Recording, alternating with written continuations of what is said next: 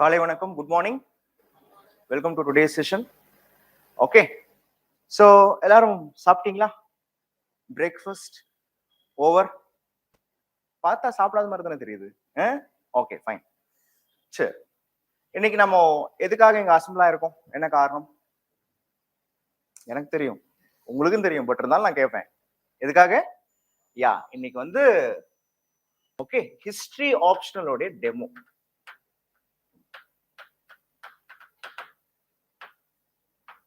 History optional demo. Today we are going to have a next 1.5 hour or 2 hour we are going to have a history optional demo. Online students, good morning for you all too. So tell me, my dears, why optional subject is important for UPSC? Why optional is important? Free casual பேசுங்க. Why optional subject is important for UPSC preparation? Knowledge gaining. Okay, very good. Where depth of understanding, very good. Then UPSC ki option, very good. Very good. First enna ipo we know in our UPSC mains examination, okay, the total mark is 1750. Yes or no? Yes or no? So out of this 1750, your optional subject itself plays a very major role, because okay 500 marks comes from your optional. Okay, என்னமோ எனக்கு புரியுற மாதிரி சொல்லுங்க sir. You study GS1, you study history, arts and culture, society, geography, so total mark is 250. Come in. You come for optional? Very good, please be seated. GS second paper, you study Indian polity, governance, international relations, world constitution, so the total mark is 250. You study GS3, okay, for GS3 you study what? Internal security, economic development, science and technology, okay, and also environment, the total mark is 250. You study GS4, okay, this comes under ethics and integrity, okay, integrity, the total mark is 250. You see, for GS1 you are studying so many subjects, for GS2 you are studying so many subjects, for GS3 so many subjects. Everything has its own domain actually. Okay, knowledge transfer ஒவ்வொன்றுத்துக்கும் ஒரு style இருக்கு படிக்கிறதுக்கு. GS4 it's a separate category, and you also study about essay. Okay, essay plays another major role, that is 250 marks. இவ்வளவும் படிச்சு அதனால தான் சொல்றாங்க உங்களுக்கு GS for getting 250 marks you have to study so many subjects, but for optional to get 500 marks you have to be strong in a particular subject. So GS will give you a general perspective, optional will give you a specific knowledge. As he said, optional will give you a depth in a specific subject. Okay, or a particular optional neenga padikireenga. Okay, look, there are many options. Every option has its own positive and negatives, own pros and cons. Okay, but இன்னைக்கு நம்ம history optional அப்படின்னு பார்க்கும்போது history optional also, okay, it is one of the most popular optionals among India. Many UPSC aspirants, especially, okay, if you take the 5 popular optional subject of UPSC, history also will have a high success rate. அப்போ சொல்லுங்க, okay, why you like history? இப்போ நிறைய பேர் தெரிஞ்சு வந்திருக்கீங்களா தெரியாம வந்திருக்கீங்களா அப்படின்றதெல்லாம் எனக்கு தெரியாது. Okay, I will give you insight, no issues at all. But tell me, உங்கள எத்தனை பேருக்கு ஹிஸ்டரி பிடிக்கும்? Very good, 1 2 3 4 5. உங்களுக்கு பிடிக்காதா? கொஞ்சம் கொஞ்சம் பிடிக்கும் sir. Very good, fine. So அது கொஞ்சம் கொஞ்சம் பிடிச்சாலும் சரி, எனக்கு கொஞ்சம் கூட பிடிக்காது அப்படின்னு சொன்னாலும் சரி, okay, the subject is having its own ஒவ்வொரு சப்ஜெக்ட்டுக்கும் ஒரு கேரக்டர் இருக்கு ஆக்சுவலா. ஓகே, லுக், இன்னமும் நிறைய பேர் ஆன்லைன்ல நிறைய ஸ்டூடெண்ட்ஸ், நான் யதார்த்தமா பேசணும், நான் சுத்தி வளைச்செல்லாம் பேச விரும்பல, ஸ்ட்ரெயிட்டா பாயிண்ட்டுக்கு வரேன், வடிவேல் மாதிரியே வரேன். லுக், நிறைய பேருக்கு ஆப்ஷனல் எப்படி சூஸ் பண்றதுன்னு தெரியாது. ஓகே, ஒரு ஆப்ஷனல் எப்படி சூஸ் பண்ணணும் அப்படின்னா சில வழிமுறைகள் இருக்கு, சில ப்ரோட்டோகால்ஸ் இருக்கு. நம்பர் 1, ஆப்ஷனல் சப்ஜெக்ட் மேல இன்ட்ரெஸ்ட் இருக்கணும், அந்த சப்ஜெக்ட் மேல இன்ட்ரெஸ்ட் இருக்கணும். ஓகேவா? ஏன்னா இன்ட்ரெஸ்ட் இல்லாம எந்த சப்ஜெக்டையுமே நம்மளால படிக்க முடியாது.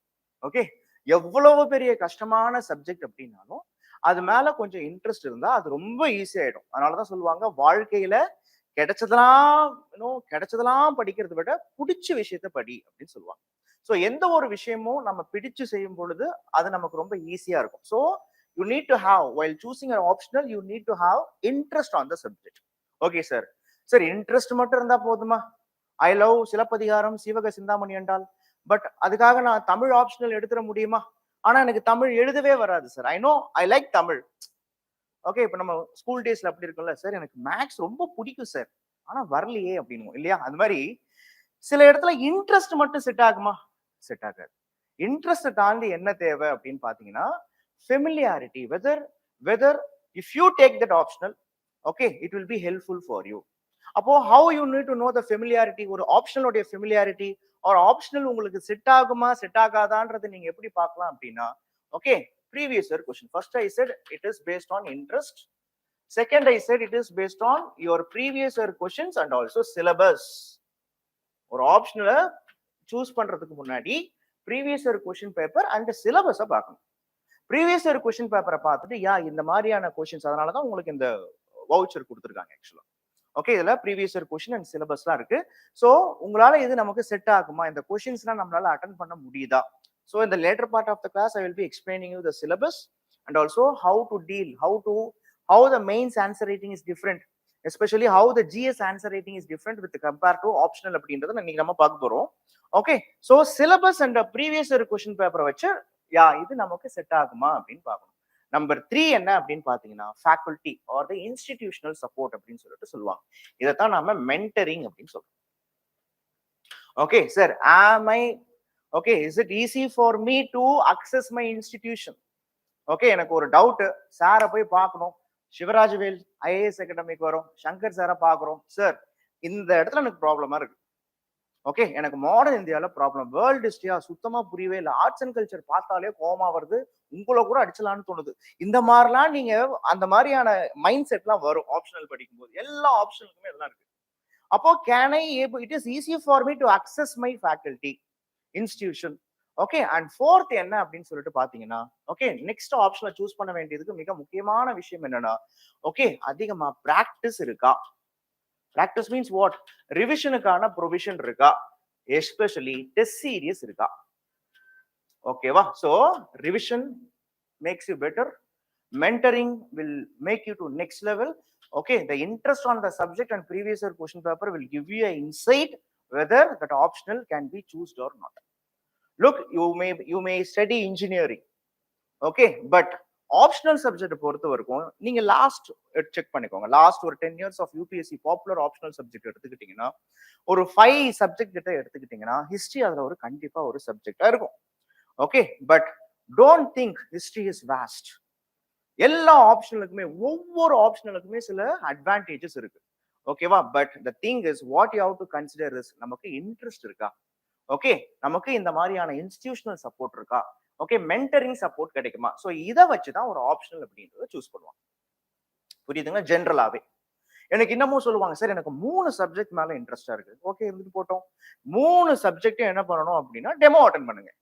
Okay sir, I have interest in 3 subject, attend demo and finally choose which is better for you. So இந்த மாதிரியான சப்போர்ட்டை வச்சுதான் நீங்க என்ன பண்ணலாம் அப்படின்னா ஒரு ஆப்ஷனை சூஸ் பண்றது. இது ஒரு ஜென்ரலான ப்ரொசீஜர். புரியுதுங்களா? அப்போ ஒய் ஹிஸ்டரி ஆப்ஷனல், இங்கதான் point. So I am here taking history optional. So history ஆப்ஷனோடைய அட்வான்டேஜஸ் என்ன அப்படின்றத இன்னைக்கு நம்ம பார்க்கணும். ஹிஸ்டரி ஆப்ஷனோடைய இம்பார்ட்டன்ஸ் என்ன, அட்வான்டேஜ் என்ன? Okay, it is a popular optional, it is a scoring optional, எப்படி அப்படின்றத இன்னைக்கு நம்ம பார்க்க போறோம். Okay fine, tell me why you people love history. நிறைய பேர் சொன்னீங்க எனக்கு ஹிஸ்டரி பிடிக்கும்னு சொன்னீங்க. ஏன் பிடிக்கும் சார்? வெரி குட், பிடிக்கும் சார், அதெல்லாம் காரணம் கேட்காதீங்க. ஓகேவா? Very good. யூ இன்ட்ரெஸ்டிங்கா போகுது. Very good. யூ தெரியல சார், நோ ஐடியா. பிடிக்கும் ஆனா என்னன்னே தெரியல. ஓகே, அப்படியே ஒரு மாதிரி. Very good. You okay, developmental aspect, cultural developments பத்தி பிடிக்கும். யூ ஸ்டோரி, அதான் sir, very good, super. History, history அப்படின்னாலே ஹாய் ஸ்டோரி அப்படின்னு இருக்கு பாருங்க. ஓகே, சோ ஹாய் ஸ்டோரி, அதுதான் history.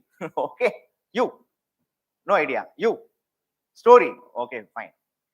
So the very first clarity I want to give is history optional நடத்திட்டு இருக்கும்போது நான் பொன்னியின் செல்வன்லாம் ரெஃபரன்ஸ்லாம் எடுக்க மாட்டேன். சார் என்ன பொன்னியின் செல்வன்லாம் நீங்க ரெஃபரன்ஸே எடுக்கல அப்படின்னா என்ன திட்டக்கூடாது. ஓகே, ஹிஸ்டரி அப்படின்னா நல்லா புரிஞ்சுக்கோங்க, ஹாய் ஸ்டோரி தான். ஓகே, பட் ஹிஸ்டரியை பொறுத்த வரைக்கும், ஹிஸ்டரி ஆப்ஷனலை பொறுத்த வரைக்கும், okay, certain things we can learn like a story, but the optional டிமாண்டே வேற. ஹிஸ்டரி இந்த சப்ஜெக்டோடைய நேச்சரே வேற. என்ன nature?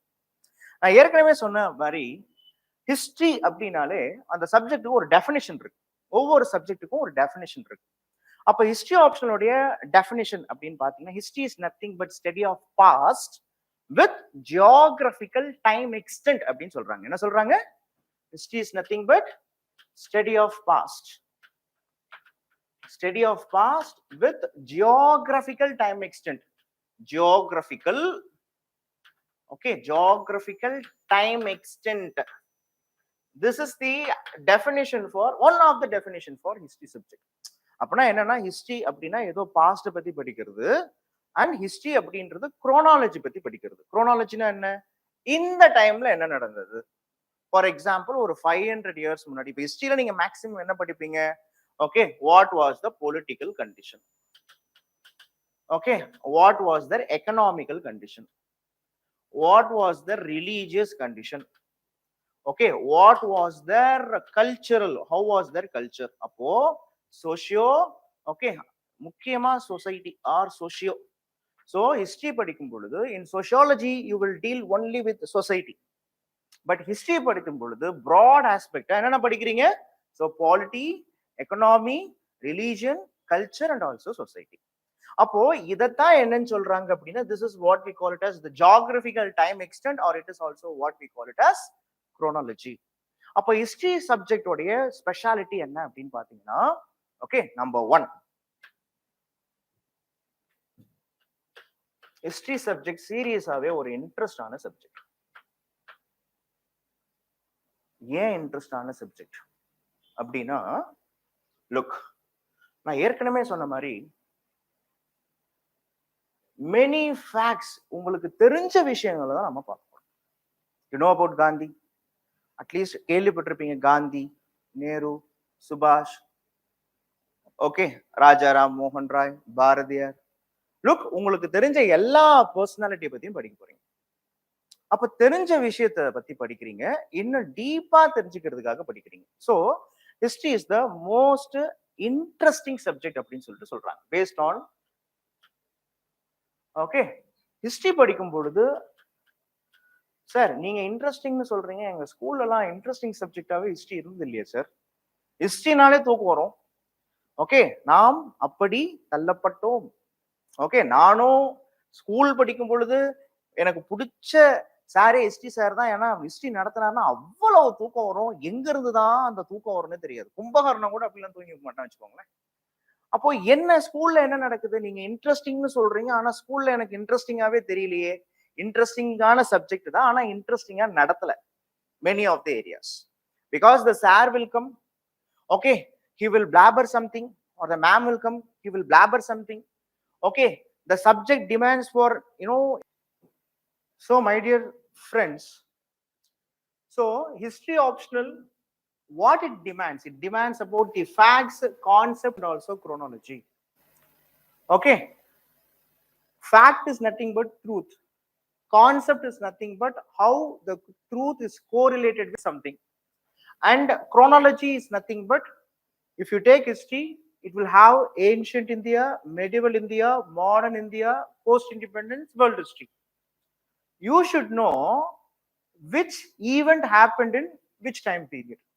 So history oda definition enna sonna, history is nothing but study of past with geographical time extent appdin solittu sollirupanga ya. Appo இந்த geographical time extent oda chronology உங்களுக்கு தெரிஞ்சதுனா, you know, the thing is so easier. Okay, fine. And next, if you take it, okay, the third thing is why history optional is special is about History is associated with problem solving approach. Problem solving approach. History was the problem solving approach subject. It was a root cause analysis. Okay, root cause analyzing subject. அதாவது consider you are going to be a future bureaucrat, you are an administrator. Consider in any district, if you are an administrator like a police officer or IAS officer, wherever you are go, their problems will be there, because problem கூட தான் நம்ம வாழ்ந்துட்டு இருக்க போறோம், வாழ போறோம், because the system is associated with multiple problems. அப்போ for the problem you have to give, as administrator you have to give solution, correct? For problem solution is important. அப்போ our India, you take it, many risk factors were all there. Okay, many areas risk factors were all there. So for a problem, you have to give a solution. For giving the solution, the issue background is important, then only you can go for a solution. So history subject will go for problem solving approach. ஒரு பிரச்சனையை தீர்க்கிறதுக்கான வழிமுறைகளை, அந்த பிரச்சனையோடைய தீவிரம் என்ன, அதுக்கு பின்னாடி என்னென்ன மாதிரியான பிரச்சனைகள் இருக்கு, அதுக்கான தீர்வுகள் என்ன, எப்படி தீர்க்கலாம், அதுல என்னென்ன மாதிரியான பேக்ரவுண்ட்லாம் இருக்குன்னு சொல்றது ஹிஸ்டரி சப்ஜெக்ட். ஓகே, ஒய்வை அனாலிசிஸ் சொல்லுவாங்க. ஏன் வந்தது, எதனால வந்துச்சு, எப்படி வந்துச்சு, எப்படி இதை தீர்க்கலாம். ஓகே, நான் பின்னாடி உங்களுக்கு ஒரு மணிப்பூர் இஷ்யூ வச்சு ஒரு எக்ஸாம்பிள் நான் சொல்றேன். அண்ட் நெக்ஸ்ட் இஸ் ஹிஸ்டரி அப்படின்றது நிறைய பேர் அது ஒரு ஸ்டாட்டிக் சப்ஜெக்ட் நினைச்சிட்டு இருக்காங்க. Yes, it is 75% of the static plus 25% of the dynamic subject அப்படின்றதும் உங்களுக்கு தெரியும். 75 ஸ்டாட்டிக், 25 டைனமிக். ஏன் அப்படின்னு சொல்றேன்னா, ஒய் ஸ்டாட்டிக், இது பாருங்க, எப்பயோ ஒரு டைம்ல ஒரு ஈவெண்ட் நடந்திருக்கு, அப்போதைய கரண்ட் அஃபேர்ஸ் தான் இப்ப நாம ஹிஸ்டரின்னு படிக்கிறோம், இப்போதைய கரண்ட் அஃபேர்ஸ் தான் ஃபியூச்சர் ஜெனரேஷன் ஹிஸ்டரின்னு படிப்பாங்க. அப்போ history associated with problem solving, history associated with, it is both static and dynamic. நீங்க வேர்ல்டு ஹிஸ்டரிலாம் படிக்கிறீங்க அப்படின்னா, இன்னைக்கு இருக்கக்கூடிய, இன்னைக்கு எடுத்துக்கோங்களேன், இன்னைக்கு ஏன் வந்து பாத்தீங்கன்னா உங்களுக்கு north Korea south Korea issue என்ன, தாய்வானுக்கு ஏன் யூஎஸ்ஏ சப்போர்ட் பண்றாங்க, ஓகே, சோ இன்னைக்கு சைனா ஃபேக்டரை ஏன் யூஎஸ்ஏ ஒரு த்ரெட்டனிங் ஃபேக்டரா பாக்குறாங்க, இது எல்லாமே இன்னைக்கு இருக்கக்கூடிய இஷ்யூ. இதோடைய பேக்ரவுண்ட் எடுத்துக்கிட்டீங்கன்னா, அதோடைய ரூட் எடுத்துக்கிட்டீங்கன்னா எங்க இருக்கும். So history is more or less it's a static subject plus dynamic subject அப்படின்றது உங்களுக்கு தெரியும். சரிங்களா? Fine. So why history optional is important here is, you see, for any issue you need to have a knowledge about the issue. So the issue, it is Manipur issue. After Manipur issue, the issue what we see in the Manipur is same with the issue what we see in Sri Lanka and the issue what we see in the Israel or Palestine. So you take Manipur issue. The Manipur issue is what? The majority people, Meitei people who reside in the plain region, okay, they were all population high. The people who live in the hilly region, they were all called Kuki people. Their population is less. The Kuki peoples were all Christians. The majority Meitei peoples were all Hindus. So Manipur issue எடுத்துக்கிட்டீங்கன்னா, it is a territorial issue associated with the religious tone. Appo the same issue goes back to Sri Lanka. It is a territorial issue. But in Sri Lanka, the problem is what? What is the problem with Sri Lanka?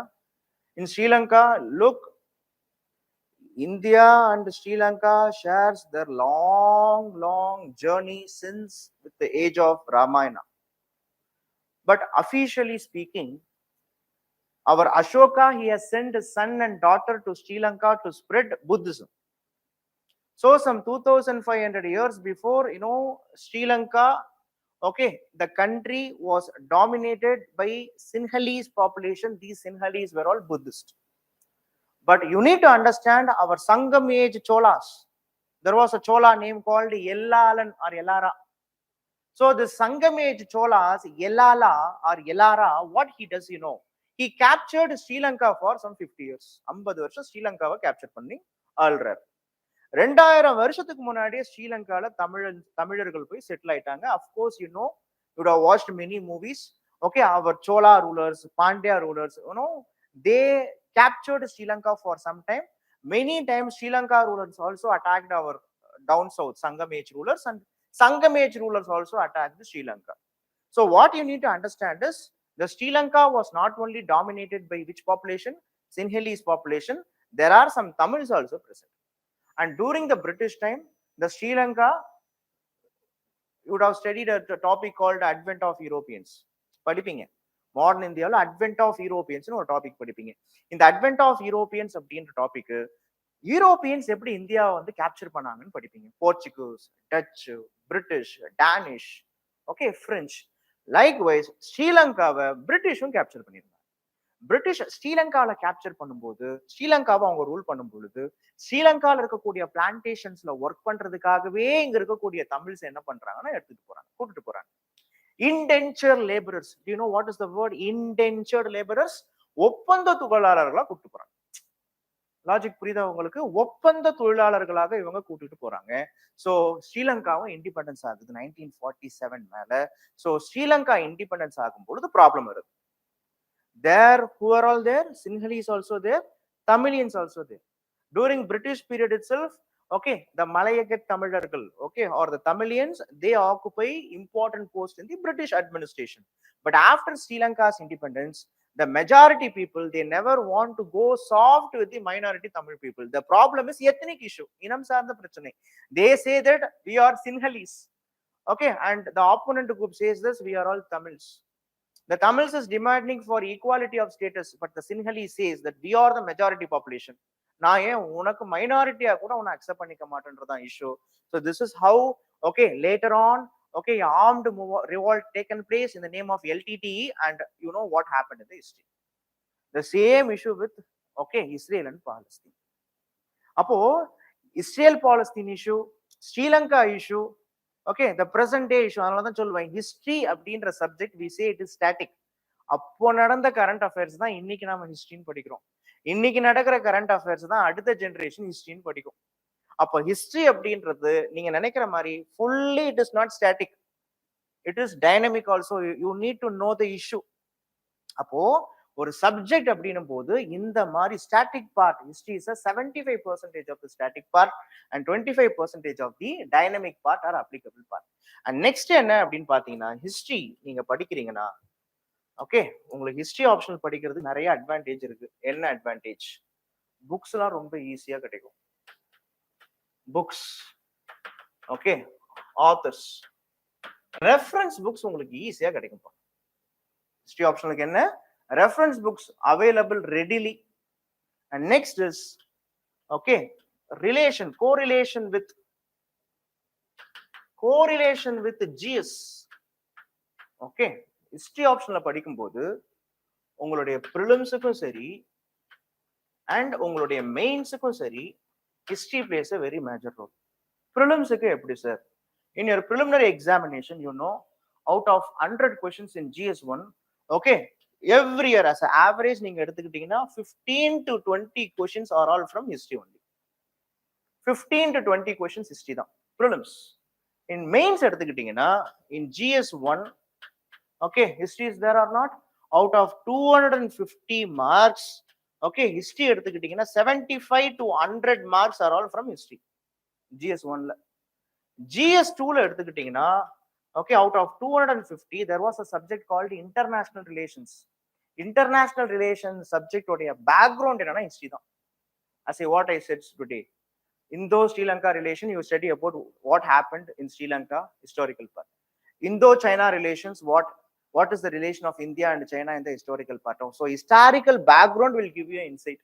So in international relations topic, okay, so கிட்டத்தட்ட international relations 50 to 75, the mark is 50 to 75. So international relations பார்த்தீங்கன்னா உங்களுக்கு history கூட link ஆகும். And GS3 எடுத்துக்கிட்டீங்கன்னா, GS3 there was a topic called internal security. So 50 marks out of 250, 50 marks is from internal security. Internal security is nothing but what are all the issue associated with India's internal security. அதுவும் history தான். Post independence படிச்சீங்கன்னா ஈஸியா வந்துடும். And GS4 எடுத்துக்கிட்டீங்கன்னா, GS4னாலே இந்த சப்ஜெக்டை மூணா பிரிச்சுருவாங்க. First one is philosophical part. second one is governance part, and third one is what means case studies. Okay, in the philosophical part, majority of the portions comes in the history. How, sir? Okay, history and psychology will play a very important role in the philosophical part of GS4. Okay, நிறைய நீங்க அது GS4 உடைய syllabus நீங்க decipher பண்ணும்போது உங்களுக்கு தெரியும். ஆக்சுவலா historical background வந்து கேட்பாங்க. ஹிஸ்டாரிக்கல் பர்சனாலிட்டிஸ் கிட்ட இருந்து நம்ம என்ன மாதிரியான லெசன்ஸ் லேர்ன் பண்ணலாம்னு கேட்பாங்க. Okay, so western philosophy, eastern philosophy ரெண்டுமே படிப்பீங்க. So this both western thinkers, eastern thinkers இதெல்லாம் நீங்க ஹிஸ்டரியில படிப்பீங்க ஆக்சுவலா. ஸோ GS4லயும் ஹிஸ்டரி இருக்கு. அப்ப பாருங்க, GS ப்ரிலிம்ஸ்லயும் சரி, GS மெயின்ஸ்லயும் சரி, த ப்ரொபோர்ஷனாலிட்டி ஆஃப் த சப்ஜெக்ட், இந்த சப்ஜெக்டோட இம்பார்ட்டன்ஸ் அப்படின்றது உங்களுக்கு என்னன்னு தெரியுது. அண்ட் எஸ்ஏ அப்படின்னு நீங்க எடுத்துக்கிட்டீங்கன்னா, SA you know the importance of SA 250 marks SA. எஸ்ஏவை பார்ட் ஏ பார்ட் பின்னு பிடிப்பாங்க தெரியுமா? பார்ட் ஏல 4 கொஸ்டின்ஸ் வரும், பார்ட் பில 4 கொஸ்டின்ஸ் வரும், part B 4 questions, part A 1200 words, part B 1200 words. Okay, part A ஒரு எஸ்ஏ எழுதும் பொழுது 1.15 hours, 1.15 hours. இந்த பார்ட் ஏல கேட்கக்கூடிய 4 கொஸ்டின்ஸ்ல எவ்ரி இயர் ஹிஸ்டரியில இருந்து ஒரு கொஸ்டின் எஸ்ஏ வரும். ஹிஸ்டரி சப்ஜெக்ட் படிக்கும் பொழுது உங்களுக்கு அந்த ரீடிங் ஹேபிட்ஸ் ரொம்ப ஃபாஸ்டா இருக்கு. You will learn so many new vocabularies. Many vocabularies you will learn. This vocabulary learning will be helping you in CSAT reading comprehension and also in the essay. So அப்போ history subject பொறுக்கும் பொழுது என்ன உங்களுக்கு தெரியணும் அப்படின்னா, correlation with the GS subject was high அப்படின்றது தெரியும். Okay, so and finally if you take it as a institutional support, okay, history optional class அப்படின்றது உங்களுக்கு, okay, we will start from the next week onwards. Okay, class வந்து பார்க்கும்பொழுது உங்களுக்கு next week start ஆயிடும். Okay, weekendல classes நடக்கும். weekendல உங்களுக்கு morning 9 to 1 weekendல தான் classes நடக்கும். And we will be completing the syllabus before Pongal, that is by January 2024 we will be completing the syllabus. So the next 3 months or 4 months you can exclusively prepare for your preliminary examination. And institutional support, mentoring support, so உங்களுக்கு தேவையான முக்கியமான books and materials we will be providing it, and we will also conduct a free test actually. So ஒவ்வொரு topic முடியும் பொழுதும் உங்களுக்கு ஒரு test அப்படின்றது இருக்கும். So now we will be entering into the exact syllabus. So syllabus நோக்கி இப்ப நம்ம போயிடலாம். இப்ப புரியுதா? ஹிஸ்டரி ஆப்ஷனலோட இம்பார்ட்டன்ஸ் என்னன்றது புரியுதா? So history optional plays a very major role. Remember, the subject is easy, interesting. Like school days, it is not a memorizing subject. You no need to memorize all the facts and concepts and all. Certain concept you need to memorize, but the subject demand analytical skills. It demand problem solving skills. So if you are strong at history, definitely in future in administration you will be showcasing a strong caliber of problem solving skills. Many academicians, many politicians, they were all having the background of history as an optional. Okay, fine. Irrespective of whatever may be your degree domain, நீங்க கேட்கலாம், sir நான் வந்து பார்க்கும்பொழுது engineer ஆச்சா sir, என்னாலலாம் history optional முடியுமா sir, நானே engineer தான், ஓகேவா, ஐ ஆம் எ மெக்கானிக்கல் இன்ஜினியர். மெக்கானிக்கல் இன்ஜினியர் எப்படி ஹிஸ்டரி சாரா இருக்கலாம் அப்படின்னு என்கிட்ட கேட்பாங்க. நான் ரொம்ப ஈஸியா சொல்லுவேன், இந்த நாட்டுல பைலட் பிரைம் மினிஸ்டரா இருக்கும்போது, பைலட் யாரு, ராஜீவ் காந்தி இருக்காருல்ல, அவரும் பைலட் தான், அவரு பிரைம் மினிஸ்டர் ஆயிட்டார். அப்துல் கலாம் யாரு, பிரசிடென்ட், ஆனா அவர் படிச்சது என்ன, rocket engineering. Rocket engineer president ஆகும் பொழுது ஒரு மெக்கானிக்கல் இன்ஜினியர் ஹிஸ்டரி ப்ரொஃபஸரா இருக்க முடியாதா? நீங்க ஹிஸ்டரி ஆப்ஷனல் படிக்க முடியாதா? அப்போ irrespective of domain, if you have interest, யார் என்ன இன்ட்ரெஸ்டா இருந்தாலும் பரவாயில்ல, ஓகேவா. ஸோ யூபிஎஸ்சி அப்படின்னு வரும் பொழுது optional will give you a insight about your depth of the knowledge. Okay, so அதனால நீங்க ஹிஸ்டரி ஆப்ஷனல் தாராளமா எடுக்கலாம். ஸோ ஹிஸ்டரி ஆப்ஷனல் மற்ற ஆப்ஷனலை விட இப்போ கொஸ்டின்ஸ்லாம் எப்படின்றது இப்போ நம்ம பார்ப்போம். அண்ட் ஹிஸ்டரி ஆப்ஷனல்ஸ் எப்படின்றது இப்போ பார்த்துருவோம். இப்போ பாருங்க, history optionals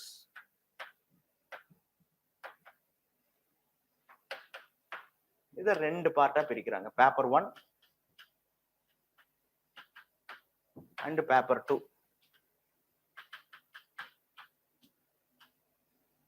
okay, paper 1 is 250 marks. Paper 2 is 250 marks. Okay. இப்போ paper 1ல என்னெல்லாம் சார் நம்ம படிக்கணும்? என்ன படிக்கலாம்? What is the syllabus? Paper 1ல என்னப்பா? Very good. Paper 1 ancient India. இந்த ancient India time period என்ன தெரியுமா? 2 million years before 2 million BCE to 2 million BCE to 7th century common era. This is ancient India. Okay. Next is medieval India. Next is medieval India. In the medieval India time period என்னன்னா 7th century common era to 17th century common era. This is medieval India. So in paper 1 you will be studying about ancient medieval India, both political history and also arts and culture. GSல எடுத்துக்கிட்டீங்கன்னா உங்களுக்கு arts and culture தான் வரும் மெஜாரிட்டியா. ஜிஎஸ்ல எடுத்துக்கிட்டீங்கன்னா உங்களோட GS 1ல பாத்தீங்கன்னா ancient and medieval பார்ட்டோடைய arts and culture தான் GSல வரும். ஆனா ஹிஸ்டரி ஆப்ஷன்ல பொறுத்த வரைக்கும் you are studying both political history and arts and culture. And முக்கியமா ஹிஸ்டரி ஆப்ஷன்ல பொறுத்த வரைக்கும் பேப்பர் 1ல மேப்ஸ் அப்படின்ற ஒரு பார்ட் இருக்கு. மேப்ஸ். ஓகே, கிட்டத்தட்ட உங்களுக்கு ஒரு மேப் கிட்டத்தட்ட உங்களுக்கு என்ன சொல்லுவாங்க அப்படின்னு பாத்தீங்கன்னா ஒரு 20 பிளேசஸ் கிட்ட கொடுத்துருப்பாங்க. ஒவ்வொரு பிளேசஸ்க்கும் இன்னும் நீங்க அந்த பிளேஸோடைய இம்பார்ட்டன்ஸ் என்ன நான் உங்களுக்கு அது கொடுத்துருக்கேன், நீங்க அப்புறமா பார்க்கலாம். மேப் ரீடிங்கை பொறுத்த வரைக்கும் ஓகே டோட்டலா உங்களுக்கு என்ன அப்படின்னா உங்களுக்கு ஒரு 50 மார்க்ஸ் மேப்ஸ்லேயே இருந்து வந்துருது. ஸோ மேப்ஸை பொறுத்த வரைக்கும் ஒரு 4 to 5 பாயிண்ட்ஸ் இது எங்க இருக்கு நீங்க ஸ்கூல் டேஸ்ல படிச்ச மாதிரி தான். இப்போ ஃபார் எக்ஸாம்பிள் சங்கராச்சாரியா அப்படின்னா சங்கராச்சாரியார் பிறந்த இடம் என்னன்னா கேரளால கலாடி அப்படின்னு ஒரு இடம். கலாடி கேள்விப்பட்டிருக்கீங்களா? கலாடி பஸ்ஸஸ் கூட பார்த்துருப்பீங்க. Kalady. This Kaladi is the place where seriously Shankaracharya born. But mapல எப்படி கொடுத்திருப்பாங்கன்னா கேரளா கலாடி கிட்ட ஒரு மார்க் பண்ணிட்டு ஓகே அந்த மார்க் பண்ண பிளேஸ் என்ன அப்படின்றது கொடுத்திருப்பாங்க. Okay birth place of a bhakti saint. கேரளாவை பார்க்கணும் மேப்ல. பர்த் பிளேஸ் ஆஃப் பக்தி செயின்ட்ன்றத கொஸ்டின்ல இருக்கு. ஸோ கேரளா அப்படின்ற இடத்துல மார்க் பண்ணியிருக்காங்கன்னா அப்ப ஆன்சர் என்னவா வரும்னா சங்கராச்சாரியார் தான். ஏன்னா கேரளால he was the most popular bhakti saint from Kerala. அதே மாதிரி தமிழ்நாட்டுல இன்னும் இந்த திருச்சி பக்கத்துல ஒரு காஞ்சிபுரம் பக்கத்துல ஒரு சின்ன மார்க் வச்சுட்டு பக்தி செயின்ட் ஹூ ப்ரொபவுண்டட் வைஷ்ணவிசம் அப்படின்னு மேப்ல கொடுத்துருப்பாங்க. நீங்க மேப்ல பக்தி செயின்ட் ஹூ ப்ரொபவுண்டட் வைஷ்ணவிசம் ஓகே மேப்ல பாக்குறீங்க, கொஷின்ஸ் பார்த்துட்டு மேப்ல பாக்குறீங்க தமிழ்நாடு இருக்கு. ஸோ காஞ்சிபுரம் ஆர் திருச்சி ரீஜன்ல ஒரு சின்ன மார்க் வச்சிருந்தாங்கன்னா பக்தி செயின்ட் ஃப்ரம் வைஷ்ணவிசம் அப்ப யாருன்னா ராமானுஜ ஆச்சாரியா. லாஜிக் புரியுதா உங்களுக்கு? அண்ட் பாண்டிச்சேரி பக்கத்துல மார்க் பண்ணிட்டு ஓகே இட் வாஸ் அரிக்கமேடுன்னு டைரக்டா கொடுக்க மாட்டாங்க. பாண்டிச்சேரி பக்கத்துல ஒரு சின்ன மார்க் பண்ணிடுவாங்க. அதான் உங்களுக்கு கொடுத்துருப்பேன், அப்புறமா நான் சொல்லி காமிக்கிறேன். பாண்டிச்சேரி பக்கத்துல ஒரு மார்க் பண்ணிட்டு the Sangam age trading city famous for importing alcohol from Rome அப்படின்னு கொடுத்துருப்பாங்க. ஆர் ஆல்கஹால் ட்ரேடிங் சென்டர் அப்படின்னு கொடுத்துருப்பாங்க. ஆர் ரோம் ட்ரேடிங் சென்டர்னு கொடுத்துருப்பாங்க. சோ பாண்டிச்சேரி பக்கத்துல கொடுத்துருந்தாங்கன்னா அந்த இடத்து பேரு அரிக்கமேடுன்னு பேரு. ஓகே இப்போ கீழடி எங்க Sivaganga district right. So Keezhadi and maybe mark பண்ணிட்டு ஓகே கீழடி அப்படின்னு டைரக்டா சொல்லாம one of the important Sangam age recently excavated சைட்னு கொடுப்பாங்க. சோ கீழடியை பத்தி ஒரு 4 to 5 பாயிண்ட் சொல்லுங்க. இந்த மாதிரி மேப்ஸ் மத்த எந்த ஆப்ஷன்லயுமே கிடையாது. 50 மார்க் ரொம்ப ஈஸியா வாங்கலாம். அது ஹிஸ்டரியில இருக்கு. அதனாலதான் இந்த மாதிரியான சூட்சமங்கள் நம்ம தமிழ்நாட்டு பசங்க நிறைய பேருக்கு தெரியறது இல்லை. ஆனா நார்த் இந்தியாவில ஓகே நார்த் இந்தியாவில என்ன ஆகுது அப்படின்னா இதெல்லாம் அவங்க ஈஸியா தெரிஞ்சுக்கிட்டு மார்க் வாங்கிட்டு போயிடுறாங்க. ஓகே ஸோ லாஸ்ட் இயர் எடுத்துக்கிட்டீங்கன்னா ஆல் இந்தியா ரேங்க் 1 அவங்க பேசிக்கலி ஹிஸ்டரி ஆப்ஷன்ஸ் தான். she has studied history as a major in JNUல படிச்சிருப்பாங்க. அப்போ இந்த மாதிரி ஹிஸ்டரி ஆப்ஷனோட இம்பார்ட்டன்ஸ் என்னன்னு தெரிஞ்சுக்கிட்டீங்கன்னா அதோடைய டெஃபினெட்லி அதுக்கான இன்ட்ரெஸ்டே நீங்க வளர்த்துக்கிட்டீங்கன்னா definitely it's scoring subject. So இது உங்களுக்கு பேப்பர் 1. பேப்பர் 2 எடுத்துக்கோங்க. பேப்பர் 2ல தான் you will be studying about 3 other important areas. Modern இந்தியாவை பத்தி படிக்கிறீங்க. பேப்பர் 2ல என்ன? Modern India. நெக்ஸ்ட் என்ன? It was post independence consolidation. And next என்னன்னா வேர்ல்ட் ஹிஸ்டரி. இவ்வளவுதான் syllabus. So this is also 250 marks. Okay now we are going to புரியுதா உங்களுக்கு இந்த structure புரியுதா? This is how they will be asking you, okay, questions. This is the exact paper 1, paper 2. அப்போ you take your you take this brochure. Okay, பாருங்க. What are all the syllabuses you take? Okay, paper 1 ன்னு கொடுத்திருக்கோம் இல்லையா, பாருங்க. First page பாருங்க. First page, paper 1 இங்க இருக்கு பாருங்க. You see, okay, for online students, okay, we will be sharing you this brochure in your links. Okay, you see paper 1. Paper 1 history subject பொறுத்த வரைக்கும், look, this is a demo class. I will be saying certain things in the outline, other things and all in the class. In the next week, Sunday itself we will have a class. Okay, you can convey to your friends. And the first class அப்படின்றது நீங்க அதுக்குள்ளாரே உங்க friends கிட்ட கூட சொல்லுங்க, ஒரு class கூட வந்து attend பண்ணட்டும், let them be. Okay, so அதுக்கப்புறம் you can choose the optionals. இப்போ நீங்க எடுத்துக்கிட்டீங்கன்னா பேப்பர் 1 ஹிஸ்டரி ஆப்ஷனல்ஸ்ல ஃபர்ஸ்ட் என்னன்னா சோர்சஸ் அப்படின்ற இடத்துல இருந்து கொஸ்டின்ஸ் வருது. இந்த சோர்சஸ் ஏன் படிக்கணும் sir? I said many times. Look, history is nothing but study of past with geographical time extent.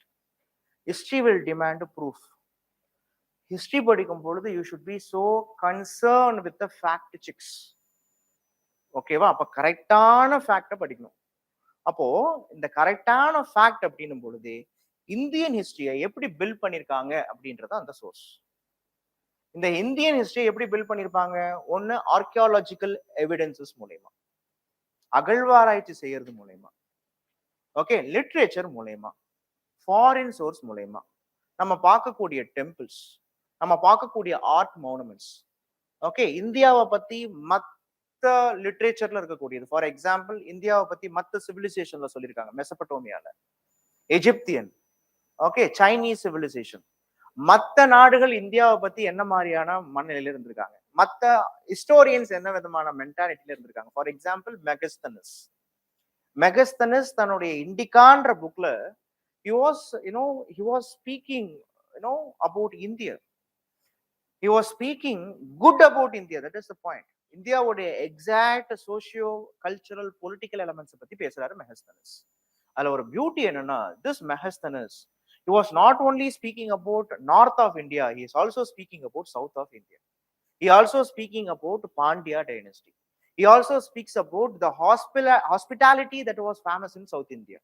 விருந்தோம்பலுக்கு ஃபேமஸான இடம் south இந்தியான்ற. He was the first person to say that among so many dynasties in India, the Madurai was ruled by a women அப்படின்ற. பெண்கள் ரொம்ப ஆளுமையா இருந்த இடம் மதுரைன்றார். Madurai famous for not only for valourness, Madurai famous for ஹாஸ்பிட்டாலிட்டின்றார். யாரு? மெகஸ்தனஸ். யார் அவரு? He was a Greek fellow, கிரேக்கன். புரியுதா புரியலையா? லுக், இதே இன்ஃபர்மேஷன் நீங்க சிலப்பதிகாரத்துல இளங்கோடிகள் வேற மாதிரி சொல்லியிருப்பார். அறவோர் கழித்தலும் அந்தன ரோம்பலும் துறவோர் கிழித்தலும் தொல்லோர் சிறப்பின் விருந்தெதிர் கோடலும் இழந்த எண்ணெய் கண்ணகி சொல்றாளாம். அப்போ சவுத் இந்தியா அப்படின்னு எடுத்துக்கிட்டீங்கன்னா இந்தியாவே famous for hospitality. You know that that is the thing we used to say Aditi தேவோ பவ அப்படின்னு. It was mentioned in Upanishads. What is this Aditi தேவோ பவ? Guest are our gods. அதே பாயிண்ட் தான் இங்க சொல்லியிருக்காங்க. அப்ப மெகஸ்தனஸ் பெருமையா சொல்றாரு இந்தியாவை பத்தி. மார்க்கோ போலோ பெருமையா இந்தியாவை பத்தி பேசுறாரு. மார்க்கோ போலோ இந்தியாவை பார்த்துட்டு போய் பேசின விஷயம்தான் யூரோப்ல ரெனைசன்ஸ் டைம் பீரியட்ல இந்தியாவுக்கு வந்தே ஆகணும் எல்லாம் முயற்சி பண்றாங்க. This is how the Born Voyage started for India. This is how the Christopher Columbus, he started to enter India. He planned to come India. He was intended to enter India, but accidentally he entered America. அப்போ எப்படி இதெல்லாம் தெரியுது? நான் ஒரு சின்ன example சொல்றேனே. Look, Marco Polo, he visited India in 13th century. By that time, our India was dominated by this Khalji dynasty. கேள்விப்பட்டிருப்பீங்க. But while he was traveling, the nook and corner of India, he was lauding about a women warrior called Rudrama Devi.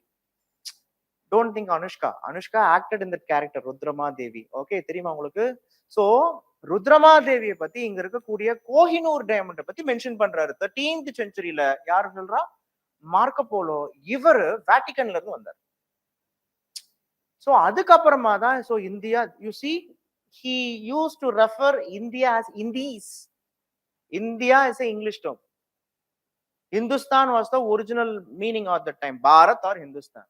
So Indies, the word represents India. That is the reason when Vasco da Gama, or even before Vasco da Gama, Christopher Columbus, when he was intended to reach India, he accidentally went to Caribbean islands. அவனுங்க நம்மளை விட ரொம்ப கருப்பா இருந்திருக்காங்க. So அவங்கள refer பண்றதுக்கு என்ன சொல்லியிருக்காரு, வெஸ்ட் இண்டீஸ் அப்படின்றார். இந்தீஸ்ன்ற வேர்ட் இந்தியாவை தான் குறிக்கும். அங்க இருந்து அமெரிக்கா போறாரு, அங்க ரொம்ப நம்மளை விட ரொம்ப சிவப்பா இருந்திருக்கான், ரெட் இண்டீஸ் அப்படின்றார். அப்போ இந்தியாவை பத்தியான மென்ஷனிங் அப்படின்றது ஓகே, எங்கெங்கெல்லாம் யார் யாரெல்லாம் இந்தியாவை பத்தி சொல்லியிருக்காங்க. ஸோ இதுதான் ப்ரீவியஸ் இயர்ல இந்த சோர்சஸ்ல இருந்து வரும். லிட்ரரி சோர்சஸ் என்னென்ன, ஆர்கியாலஜிக்கல் சோர்ஸ் என்னென்ன, அதுல செக்யூலர் சோர்சஸ் என்னென்ன, ரிலீஜியஸ் சோர்சஸ் என்னென்ன. Next coming to pre history and proto history. இந்த pre history and proto history அப்படின்றது ஒண்ணுமே கிடையாது. we are studying about history right from prehistory. Prehistory means stone age. கற்காலத்துல India அப்படி இருந்தது. ஓகே, வாட் இஸ் கற்காலம்? Karkalam is nothing but it is the time period where there is no writing form, speaking form, arts, literature and all don't know. The people now, they were all hunters and food gatherers. By the evolution, slowly they were all developing. So history, ancient India starts from prehistory. Okay, after prehistory, the next topic is Indus Valley civilization. Okay, look for GS, how they will ask you, what is the speciality of Indus Valley? What is the unique town planning of Indus Valley? இப்படிதான் கேட்பாங்க. சிந்து சமவெளி நாகரிகத்தோடைய down பிளானிங்கை பத்தி பேசுங்க. நீங்க என்ன பண்ணுவீங்கன்னா அழகா down பிளானிங்னு போட்டு வரைஞ்சு நீங்க மென்ஷன் பண்றீங்க. பட் ஹிஸ்டரி ஆப்ஷனலை பொறுத்த வரைக்கும் with suitable evidences, with the support of historians, you have to say, look, whenever you study about what is the difference of history studying in GS and optional means, in optionals always you have to associate with historian's name. படிக்கும் பொழுது sir இந்த historian எப்படி சொன்னாரு, maths Muller எப்படி சொன்னாரு, concept புரியுதா? So இந்த மாதிரி ஹிஸ்டோரியன்ஸோட எவிடன்சஸ் வச்சுதான் நீங்க என்ன பண்ண போறீங்கன்னா ஹிஸ்டரியை பில்ட் பண்ண போறீங்க. சோ இண்டஸ் வேலி படிக்கிறீங்க. அண்ட் மெகாலித்திக் கல்ச்சர்ஸ், நார்த், நீங்க ஜிஎஸ் படிக்கும் பொழுது மெகாலித்திக் கல்ச்சர்ஸ் பத்தி அதிகமா படிக்கவே மாட்டீங்க. பட் சவுத் இந்தியா நல்லா புரிஞ்சுக்கோங்க, megalithic cultures Associates with south India. History ஆப்ஷன்ல போகும் பொழுது மெகாலித்திக் கல்ச்சர்ஸ் பத்தி படிப்பீங்க. மெகாலித்திக் கல்ச்சர்ஸ்னா என்னன்னு தெரியுமா உங்களுக்கு? Any idea? பாருங்க, megalithic culture, distribution of pastoral and farming cultures outside the Indus, development of community life, settlements, development of agriculture, இவ்வளவுலாம் கொடுத்துருக்காங்கல்ல. ஒரே ஒரு லைன் தாங்க important. Megalithic culture is not about what happened in Indus. Which means what? Indus valley சிவிலைசேஷன்ல என்ன நடந்ததுன்னு படிக்கிறது கிடையாது. இண்டஸ் வேலி சிவிலைசேஷனுக்கு வெளியில, விச் மீன்ஸ் டவுன் சவுத்ல, சவுத் இந்தியாவில் என்ன மாதிரியான கல்ச்சர் இருந்தது, இதை நான் நடத்தும் போது அழகா சொல்றேன். முதுமக்கள் தாழி, have you heard the word in Tamil? முதுமக்கள் தாழி. இன் சவுத் இந்தியா ஒருத்தவங்களை இறந்துட்ட பிறகு, அந்த காலத்துல சங்க காலத்துக்குலாம் முன்னாடி ஒருத்தவங்களை இறந்துட்டாங்க அப்படின்னா இறந்தவங்களை புதைச்சிருவாங்க. புதைச்சிட்டு அவங்க மேல ஒரு பெரிய ஸ்டோன் எல்லாம் வைப்பாங்க. மெகானா பெரிய, லித்திக் அப்படின்னா ஸ்டோன், கல்ச்சர் அப்படின்னா அவங்க புதைக்கும் பொழுது அவங்களை என்னென்னலாம் போட்டு புதைச்சாங்களோ அதை நீங்க கார்பன் டேட்டிங் மூலியமா ஸ்டடி பண்ணும்போது அவங்களுடைய மெட்டீரியலிஸ்டிக் கல்ச்சர் எப்படின்றது தெரியுது. மெட்டீரியலிஸ்டிக் கல்ச்சர்ஸ்னா என்ன? அவனுடைய மெட்டீரியலிஸ்டிக்னா அவன் எப்படி வாழ்ந்திருக்கான், மெட்டீரியல் கல்ச்சர்னு சொல்லுவாங்க. அவனுடைய திருமண முறை என்ன, அவன் எக்கனாமியா எப்படி இருந்திருக்கான், விச் மீன்ஸ் எக்கனாமிக் ப்ராஸ்பரிட்டி அப்போ எப்படி இருந்திருக்கு, அவன் பணக்காரனா இருந்திருக்கானா, ஏழையா இருந்திருக்கானா, அவன் வேரியரா இல்லைன்னா சோல்ஜரா, அவன் ரொம்ப எக்கனாமிக் சூப்பர் பவரா இருந்திருக்கானா. விச் மீன்ஸ் சில பேரை புதைக்கும் பொழுது அவன் யூஸ் பண்ண டூல்ஸ் எல்லாம் போட்டு புதைக்கிறாங்க. சில பேரை புதைக்கும் பொழுது எந்த டூல்ஸுமே போடவே இல்லை.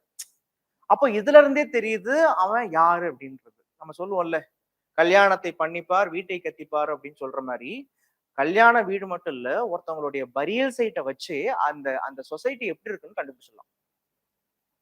கான்செப்ட் புரியுதா? ஸோ இந்த மாதிரி அவுட் சைடு இண்டஸ் என்ன படிப்பீங்கன்றதான் இந்த மெகாலித்திக் கல்ச்சர். நெக்ஸ்ட் பாருங்க, the most favourite Aryans and also Vedic period. இங்க இருந்து பொலிட்டிக்கல் ஹிஸ்டரி ஸ்டார்ட் ஆகும். இதுக்கு முன்னாடி நீங்க எல்லாமே ஆர்ட்ஸ் அண்ட் கல்ச்சர் தான். ஆரியன்ஸ் பீரியட்ல இருந்து பொலிட்டிக்கல் ஹிஸ்டரி ஸ்டார்ட் ஆகும். யார் ஆரியன்ஸ், எங்க இருந்து வந்தாங்க, ஆரியன்ஸ் இந்த இந்தியாவில் என்ன விதமான இம்பாக்டை கிரியேட் பண்ணாங்க, ஆரியன்ஸோடைய கல்ச்சரும் இண்டஸ் வேலி கல்ச்சரும் எங்கெங்கெல்லாம் same, similar Aryans culture and Indus Valley culture எங்க சிமிலர் கிடையாது, difference. So will be studying about the similarity and difference of Indus versus Aryan culture. And next வருது பீரியட் ஆஃப் மகாஜனபதாஸ். இதெல்லாம் நீங்க அப்படியே படிச்சுட்டே வந்தீங்கன்னா ஏன்ஷியன்ட் இந்தியாவுடைய சிலபஸ் அப்படியே வரும். மகாஜனபதாஸ் படிப்பீங்க, புத்திசம் ஜெயினிசம் படிப்பீங்க, நீங்க அப்படியே படிச்சுக்கிட்டே வாங்கலாம், குப்தாஸ் படிப்பீங்க. லுக், பட் நீங்க இங்க பாருங்க, early themes in early Indian cultural history, இது எல்லாமே நீங்க படிப்பீங்க. இந்த regional states during Gupta era, இது எல்லாமே நீங்க படிப்பீங்க. எப்படின்னா ஜிஎஸ்ல எதில் நீங்க படிச்சாலும் ஹிஸ்டரி ஆப்ஷனை பொறுத்த வரைக்கும் ஒவ்வொரு ஏரியாலையுமே உங்களை டீப்பா கேட்பாங்க, every area. So how we will teach, every chapters we will be teaching it, and after the completion of every chapter we will be having a test. இப்போ இந்த வாரம் உங்களுக்கு கிளாஸஸ் இருக்கு அப்படின்னா ஓகே, அந்த வாரமே okay either Saturday or Sunday will be keeping you the test. So டெஸ்ட்ல என்ன பண்ணிடுவோம் அப்படின்னா அந்த பர்டிகுலர் யூனிட்ஸை நீங்க எப்படி ப்ரிப்பேர் பண்ணீங்கன்றத பார்த்துருவோம். ஸோ இது அப்படியே போதா. நெக்ஸ்ட் பாருங்க, நான் சொன்னேன்னா மெடிவல் இந்தியாவை பொறுத்த வரைக்கும் இயர்லி மெடிவல் இந்தியா 750 இருந்து 1200 வரைக்கும். இப்போ உங்களுக்கு ரொம்ப சிம்பிளா சொல்லி தரேன், மெடிவல் இந்தியா என்னென்ன சார். இத பாருங்க, இந்தியாவுல யூ டேக் ஏன்ஷியன்ட். இந்த ஏன்ஷியன்ட் இந்தியா ஏன் படிக்கிறோம் அப்படின்னா, ஒரிஜினலா நம்ம நாட்டுல இண்டஸ் வேலி சிவிலைசேஷன் இருக்கு. It is the one of the biggest civilization. And Indus Valley சிவிலைசேஷனுக்கு அப்புறமா இந்த இந்தியாவை ஆரியன்ஸ் இந்த இடத்த வந்து அட்டாக் பண்ணாங்க. ஆரியன்ஸ் அட்டாக் பண்ணிட்டாங்க. அப்போ ஒரிஜினலா இண்டஸ் வேலி சிவிலைசேஷன் ஒரு கல்ச்சர் ஃபாலோ பண்ணாங்க, தென் ஆரியன்ஸ் ஒரு கல்ச்சர் ஃபாலோ பண்ணாங்க. 2 கல்ச்சர் வந்துச்சு. இந்த இண்டஸ் வேலி ஆரியன்ஸ் கல்ச்சர் இருக்கும் பொழுது ஒரு பாயிண்ட் ஆஃப் டைம்ல இந்த ஆரியன்ஸ் கல்ச்சர் கொஞ்சம் டாமினண்டா இருந்தது. வர்ணாசிரம தர்மம்லாம் வந்தது. பிரம்மாவின் தலையிலிருந்து தோன்றியவன் பிராமணன் என்றும் நீங்க கேள்விப்பட்டிருப்பீங்க. the person who born out of the head of the Brahma, they were all called Brahmana. Okay, the thigh of the Brahma, Vaishya. Okay, the arms of Brahma, Kshatriya, the feet of Brahma, Shudra.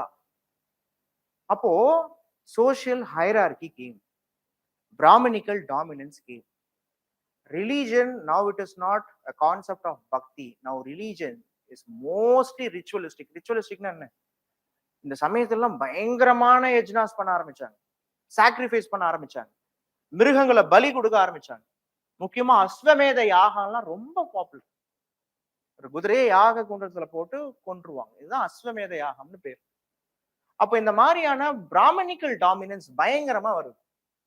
இப்ப நீங்க புரிஞ்சுக்கணும், சமூகத்துல எப்பயுமே இந்த மாதிரியான ஒரு particular section மட்டும் ஓவரா மத்தவங்களை எக்ஸ்பிளாய்ட் பண்ணும் பொழுது ஆட்டோமேட்டிக்கா அடுத்த செக்ஷன் அவங்களை அப்போஸ் பண்ணுவாங்க, அந்த சிஸ்டத்தை தூக்கணும்னு நினைப்பாங்க. இப்படிதான் என்ன ஆகுதுன்னா, இந்த சிஸ்டத்துல நிறைய ஃபிளாஸ் இருந்துச்சு.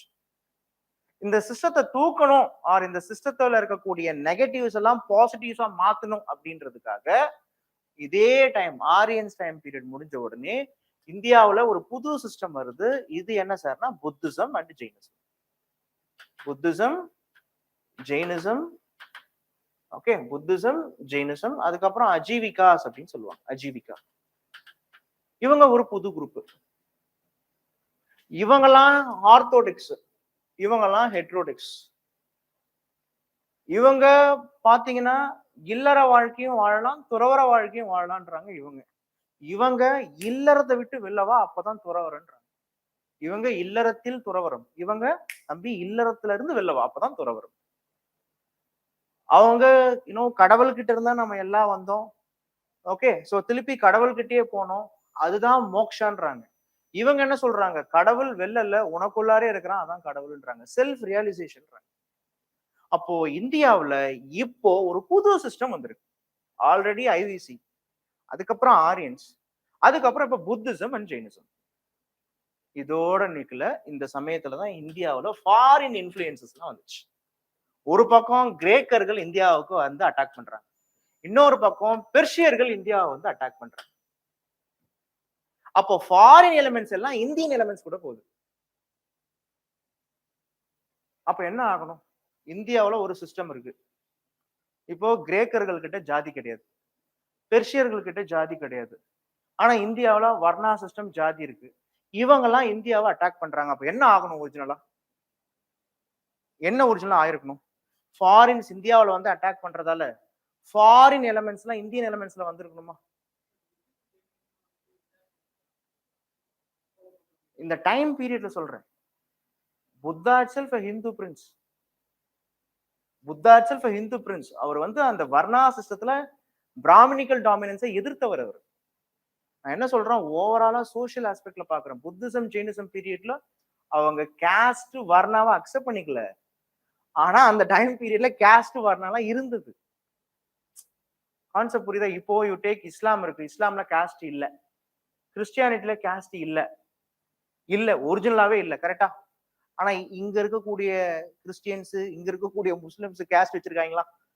எப்படி வருது? அதான் பாயிண்ட், அதான் சொல்ல வந்தேன். ஆமா இல்ல, ஜீசஸ் ஜீசஸ் வந்து நான் இந்த காஸ்ட்னு நான் சொல்லியிருக்காரா? அல்லாஹ் வந்து நான் இந்த காஸ்ட்னு சொல்லியிருக்காரா? அப்ப எப்படி ஜீசஸையும் ஓகே, முக்கியமா வந்து குரான்ல காஸ்ட் பத்தி சொன்னதே கிடையாது. காஸ்டுக்கும் இஸ்லாத்துக்கும் சம்பந்தமே கிடையாது. கிறிஸ்டியானிட்டிக்கு காஸ்டுக்கும் சம்பந்தமே கிடையாது. பட் இங்க இருக்கக்கூடிய கிறிஸ்டியன்ஸும் இஸ்லாம இருக்கிறவங்களும், இஸ்லாம கூட விட்டுருங்க, இங்க இருக்கக்கூடிய கிறிஸ்டியன்ஸுக்குள்ளார காஸ்ட் இருக்கா? இதுதான் பாயிண்ட். ஒரிஜினலாவே நான் என்ன சொல்ல வரேன்னா, லோக் இந்தியாவுடைய கல்ச்சரே இதுதான். இந்தியா ஏன் சார் ஒரே ஒரு மசாலா நாடு மாதிரி யூனிட்டி இன் டைவர்சிட்டின்னு சொல்றீங்களா? அது ஏன் அப்படி இருக்கு அப்படின்னா, ஃபாரின் எலிமெண்ட்ஸ் இந்தியாவுக்குள்ளார வருது. ஆனா வந்தா இந்த இந்தியன் எலிமெண்ட்ஸ் அழியணும்ல. உலகத்திலேயே நிறைய இடத்துல அப்படிதான் இருந்தது. ஒரு ஃபாரின் எலிமெண்ட்ஸ் ஒரு நேட்டிவ் எலிமெண்ட்டுக்குள்ளார போனா ஃபாரின் எலிமெண்ட்ஸ் தான் டாமினேட் பண்ணும். ஆனா இந்தியா மட்டும் அப்படி கிடையாது. ஃபாரின் எலிமெண்ட்ஸ் நேட்டிவ் எலிமெண்ட்ஸ்க்குள்ளார வந்தா ஃபாரின் எலிமெண்ட்ஸும் சேஞ்ச் ஆகுது, நேட்டிவ் எலிமெண்ட்ஸும் சேஞ்ச் ஆகுது. ஆனா ஃபாரின் எலிமெண்ட்ஸே அழிஞ்சாலும் நேட்டிவ் எலிமெண்ட்ஸ் ஸ்ட்ராங்கா இருந்துட்டே இருக்கு. இதுக்கு பேர் தான் காம்போசிட் கல்ச்சர்ன்றாங்க. எப்படி சார் சொல்றீங்க? கொஞ்சம் புரியுற மாதிரி சொல்லுங்களேன் சார். கிரேக்கர்கள் இந்தியாவுக்கு வந்தாங்க, அலெக்சாண்டர் பீரியட்ல வந்தாங்க. நல்லா புரிஞ்சுக்கோங்க. Don't think only Britishers okay they ruled India, they were all the only foreigner to rule India. No, பிரிட்டிஷுக்கு முன்னாடி இந்தியாவை நிறைய ஃபாரினர்ஸ் ரூல் பண்ணிருக்காங்க. முகல்ஸ், டெல்லி சுல்தான், டர்கிஷ், அதுக்கு முன்னாடி Mongolians, Persians, Greeks. Alexander was the first foreigner, that is the first European to reach India. He was the first European to reach, to attack India. யாருன்னா Alexander தான். ஓகேவா? இன்னில இருந்து ஒரு 2300 வருஷத்துக்கு முன்னாடி அலெக்சாண்டர் இந்தியாவை அட்டாக் பண்ணிருக்காரு. பட் மெயின்லேண்டுக்குள்ளார வரல, இந்தியாவுடைய பார்டர் வரைக்கும் வந்து அட்டாக் பண்ணிட்டு போனார். ஆனா அவர் அட்டாக் பண்ணிட்டு போன பிறகு இந்தியாவில் அவர் என்ன பண்ணார் சார்? அலெக்சாண்டர் அட்டாக் அப்புறமா இந்தியாவில் நிறைய சேஞ்சஸ் வந்துச்சு. Political change, direct political link between Indian rulers with Greek rulers, cultural link, philosophical link. அவங்க ஊர் சாமியோட எலமெண்ட்ஸ் எல்லாம் இங்க வந்துருச்சு, இந்த சாமி எலமெண்ட் அங்க போயிடுச்சு. நாம ஓர சாஸ்திரம்னு சொன்னோம், அதை அவன் ஓரோஸ்கோப்னு மாத்தி விட்டான். அவனுடைய ஆர்கிடெக்சரை நாம காப்பி அடிக்க ஆரம்பிச்சிட்டோம். அப்ப இந்தியாவை நம்ம unity in diversity, Indian peoples remembered for what அப்படின்னா, எந்த எலமெண்ட்டும் இந்தியாவுக்குள்ளார வந்தா இந்தியன் எலமெண்ட் கூட அது ஃபிட் ஆயிடுது. அதுதான் இந்தியாவுடைய கல்ச்சர். அதுதான் India's culture is composite culture. India remembered for unity in diversity, India remembered for universal acceptance and tolerance. பிரச்சனை வரும் தான் இந்தியாவில், பிரச்சனை எப்பயுமே இந்தியாவில் இருக்கும். ஆனா இந்த பிரச்சனையே ஒரு பாயிண்ட் ஆஃப் டைம்ல இந்தியாவுடைய எலமெண்ட்ஸ்ல மாறிடும். அப்ப அந்த ப்ராப்ளம் நல்லிஃபை ஆகும். லாஜிக் புரியுதா? இதைத்தான் நீங்க படிப்பீங்க, இதைத்தான் உங்களுக்கு கொடுத்து வச்சிருக்கான். அப்போ இந்த மாதிரியான புத்திசம் ஜெயினிசம் வந்துச்சு, கிரீக்ஸ் வந்தாங்க, பெர்ஷியன்ஸ் வந்தாங்க, அதுக்கப்புறமா மங்கோலியால இருந்து குஷானாஸ் வந்தாங்க. இந்தோ கிரீக்ஸ், ஷாக்காஸ், குஷானாஸ் எல்லாம் படிப்பீங்க. ஏன்ஷியன்ட் இந்தியால இவங்களெல்லாம் நம்ம படிப்போம். அப்போ உங்களுக்கு என்ன தெரியும்னா, ஏன்ஷியன்ட் இந்தியாவில இந்தியா அதோடைய உச்சத்துக்கு போயிருக்கு. எங்க? Science and technology super. Ancient பீரியட்ல you know one thing, ancient time பீரியட்ல, ஏன்ஷியன்ட் டைம் பீரியட்ல இருந்து medieval time period 18th century வரைக்கும் உலகத்திலேயே ரெண்டு நாடு தான் சூப்பரா இருந்தது, ப்ராஸ்பரிட்டியா இருந்தது. ஒன்னு இந்தியா, இன்னொன்னு China. And in medieval time period Middle East சில இடத்துல சூப்பரா இருந்துச்சு. It was the Asian centuries. Only after the 18th century, only 200 years of rigorous exploitation, the Asian centuries were all gone, and it is how the Europeans was developed. அப்ப ancient பீரியட்ல India reached its peak in development, science and technology, cultural development, religious development, economic development. World oldest civilization Indus Valley civilization தான். மத்தவங்களாம் shame puppy ஷேமா சுத்திட்டு இருக்கும்போது தம்பி dress போடுன்னு சொன்ன தேசமே இந்த தேசம் தான். காட்டனை ப்ரொடியூஸ் பண்ணது நாம, காட்டனை யூஸ் பண்ணது நாம, அடுத்தவனையும் போட சொன்னது நாம. இந்த பட்டன் இல்லைன்னா மானம் போயிடும். பட்டன் அப்படின்ற கான்செப்ட் இந்தியன் இன்வென்ஷன் தெரியுமா? அதுவும் ஐவிசில. காக்கை குருவியங்கள் ஜாதின்றான் பாரதி. ஆரியர்கள் காலத்திலே மிருகங்களுக்கு என்னென்ன நோய் வரும், அந்த நோய்க்கு எப்படி ட்ரீட்மெண்ட் சொன்னதுன்றது இந்தியா. அஸ்திய கர்வேடான ஒரு ட்ரீட்டிஸ் இருக்கு. யானைக்கு என்ன நோய் வரும் அதை ட்ரீட் பண்றதுக்கு ஆரியர்கள் காலத்திலே நம்ம வச்சிருக்கோம். அதுக்கும் ஐவிசி டைம் பீரியட்லயே யானை ஒரு காட்டு மிருகம், அதை நம்ம ஒரு வீட்டு மிருகமா வச்சிருக்கோம்.